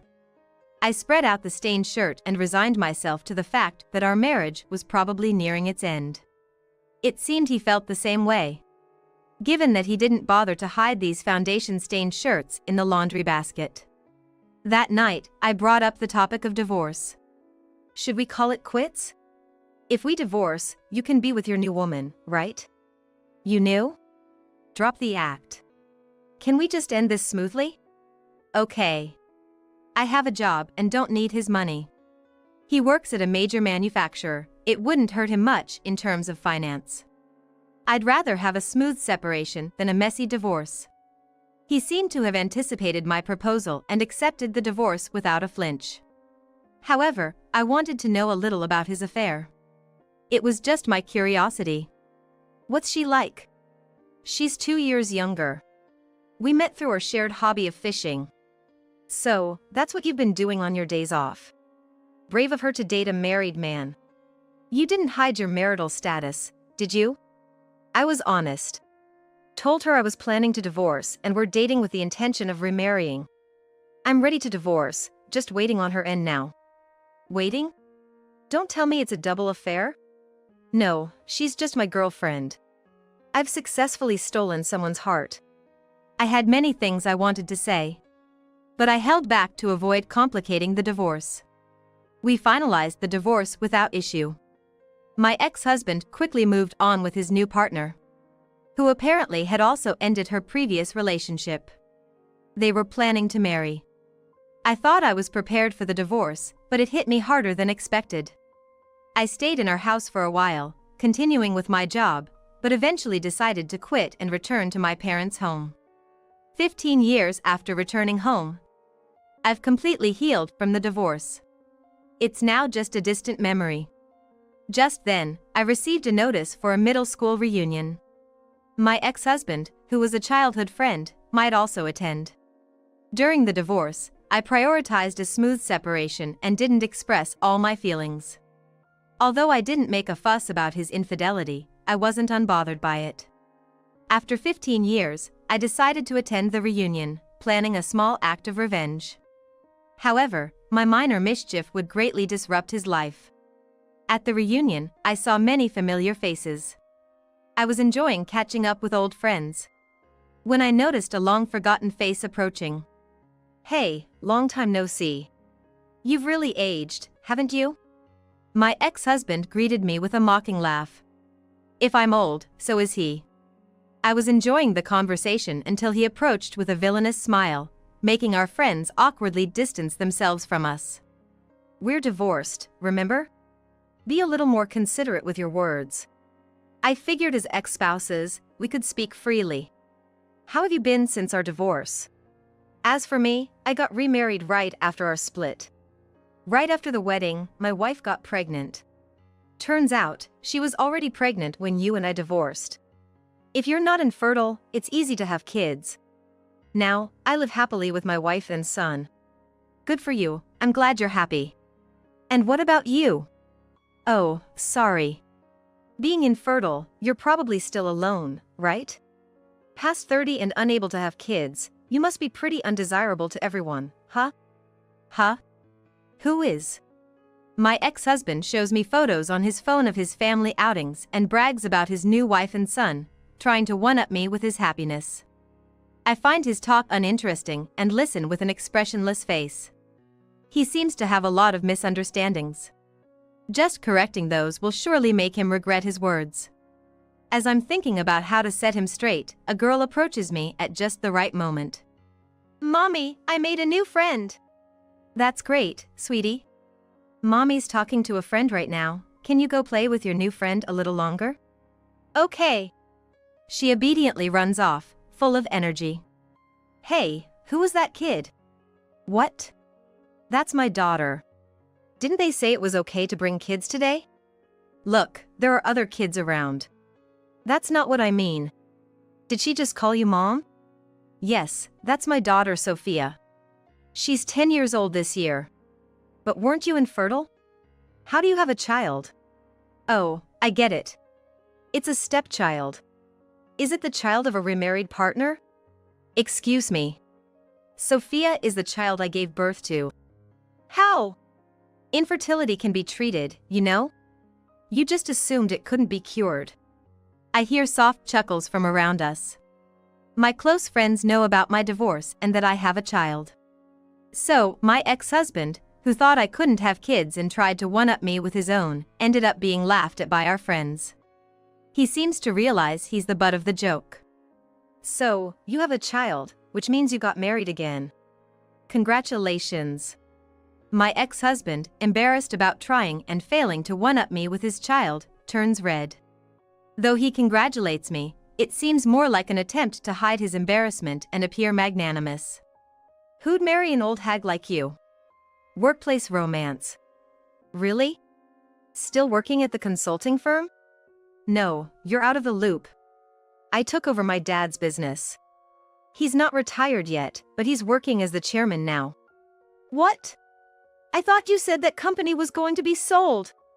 I decided to take over the business when I moved back home after our divorce. It's been a tough 15 years, but now we're approaching a revenue of $60 million a year. We've moved up from a small to a medium-sized company. $60 million? My success in growing my father's company is fairly well known among local friends. My ex-husband, clueless about this, is once again the subject of chuckles from our friends. Didn't you say running a company wasn't easy? Yes, but after the divorce and quitting my job, I could fully focus on turning the company around. Growing the business was a continuous struggle. At first, employees were skeptical about me suddenly taking over. So, the first step is to actively communicate with employees and gain their trust. I spent the first 2 years building trust through communication and proved my worth through my work. It took another 3 years. During this time, I overworked myself to exhaustion, but my current husband supported me. He stood by me during my infertility treatments, and we had Sophia 10 years ago. For the past decade, we've been tirelessly growing the business, breaking through the $10 million revenue barrier faced by many companies, and now we're reaching $60 million. You're the president of a $60 million company? Yes. You let go of me, thinking I was infertile and unable to be successful. But I had a child and grew a business. How does that make you feel? And how about you? Have you made it to the sales director yet? I ask him with a smirk, not knowing his actual position at his company. Considering he works for a major manufacturer with many rivals, I'm sure it's not easy. Seeing him clench his teeth in silence, I'm convinced he hasn't achieved significant success. I counter his child's one-upmanship and surpass him in career success. Watching his frustrated face satisfies me, but I decide to drop one more bombshell. By the way, you said your wife got pregnant right after you married. That was right after our divorce, but also soon after she broke up with her boyfriend, right? Are you really sure that it's my child? Is that what you're trying to say? Of course, it's my child. Claiming that doesn't make it more convincing. You were having an affair, and so was she, right? The topics of affairs, the possibility that my ex-husband's child might belong to someone else, drew the attention of those around us. Not just our close friends, but many people gathered around us. It was a bit embarrassing to be the center of attention, but clearly, my ex-husband was the villain in this scene. The cold stares were all directed at him. He seemed to realize the chilly reception and quickly left the venue. Satisfied with making my ex-husband face embarrassment, I resumed chatting with my friends. My revenge on my ex-husband was complete. I thought I wouldn't think about him anymore. But about a month after the reunion, he called me.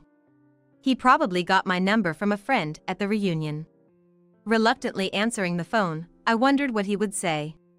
Hey! Did you know about this? I racked my brain for what he could be referring to, but couldn't come up with anything. So, I directly asked him. What are you talking about all of a sudden? It's about my child. Just like you said, it turns out he's not really my child. What's that about? I couldn't help but burst into laughter, even though I knew I shouldn't. My ex-husband had taken my words seriously and got a DNA test, which revealed that the child he thought was his wasn't biologically related to him. How did you know that? And why didn't you tell me? I didn't know. I just said that to make you anxious or maybe cause a little fight with your wife. I never thought it would actually be true. Was she cuckolding you? No, my wife didn't know either. She thought it was my child. It's your own fault for not checking, even though she had a boyfriend right up until she got pregnant with you. But you've been raising that child for 15 years, blood-related or not, he's still your child, right? What? Why would he be my child? He's the child of my wife's ex-boyfriend. I've decided to divorce. What? Just like when discussing divorce, there are many things I want to say to my ex-husband. However, people have different values, and I don't think I should interfere in other people's family affairs. I swallowed the words that rose to my throat. Then you're getting a divorce, right? I'm in trouble because I can't do that. Why? My wife says she won't divorce me. When it was discovered that the child was not his, my ex-husband asked his new partner for a divorce. At that time, it seems that his wife put the divorce on hold and first sought out and contacted her boyfriend from 15 years ago. Perhaps after the divorce, she was checking to see if she could rely on her ex-boyfriend. However, when she told her ex-boyfriend about her child, he apparently lost contact with her, quit his job, and disappeared. When your ex-girlfriend contacts you for the first time in 15 years and tells you that she has your child, I can understand why he wants to run away. It seems that she can no longer rely on her ex-boyfriend and is refusing to divorce because she doesn't want to be abandoned. Your wife gave birth to someone else's child, right? Can't that be grounds for divorce? That's where it gets complicated. Just because the child was born before the divorce doesn't mean it was an affair. My wife and I thought it was our child. Apparently, the relationship between my ex-husband and new partner is much more complicated than I imagined. He explained it to me in detail, but I couldn't understand it because it involved the law. There were some parts that I could understand. First, because she and my ex-husband believed their children, legally speaking, my ex-husband is the father. For my ex-husband to push through with the divorce, it seems necessary to go through a complicated process. There seems to be a case in the past where the court has ruled that parentage cannot be denied based on the results of a DNA test, so this seems to be quite difficult. It would be entirely the fault of my ex-husband and his wife, as they both believed the child was their own and neither of them investigated the child's father. Since she did not intentionally deceive my ex-husband, there is a high possibility that a divorce may not be granted even if the child is the reason.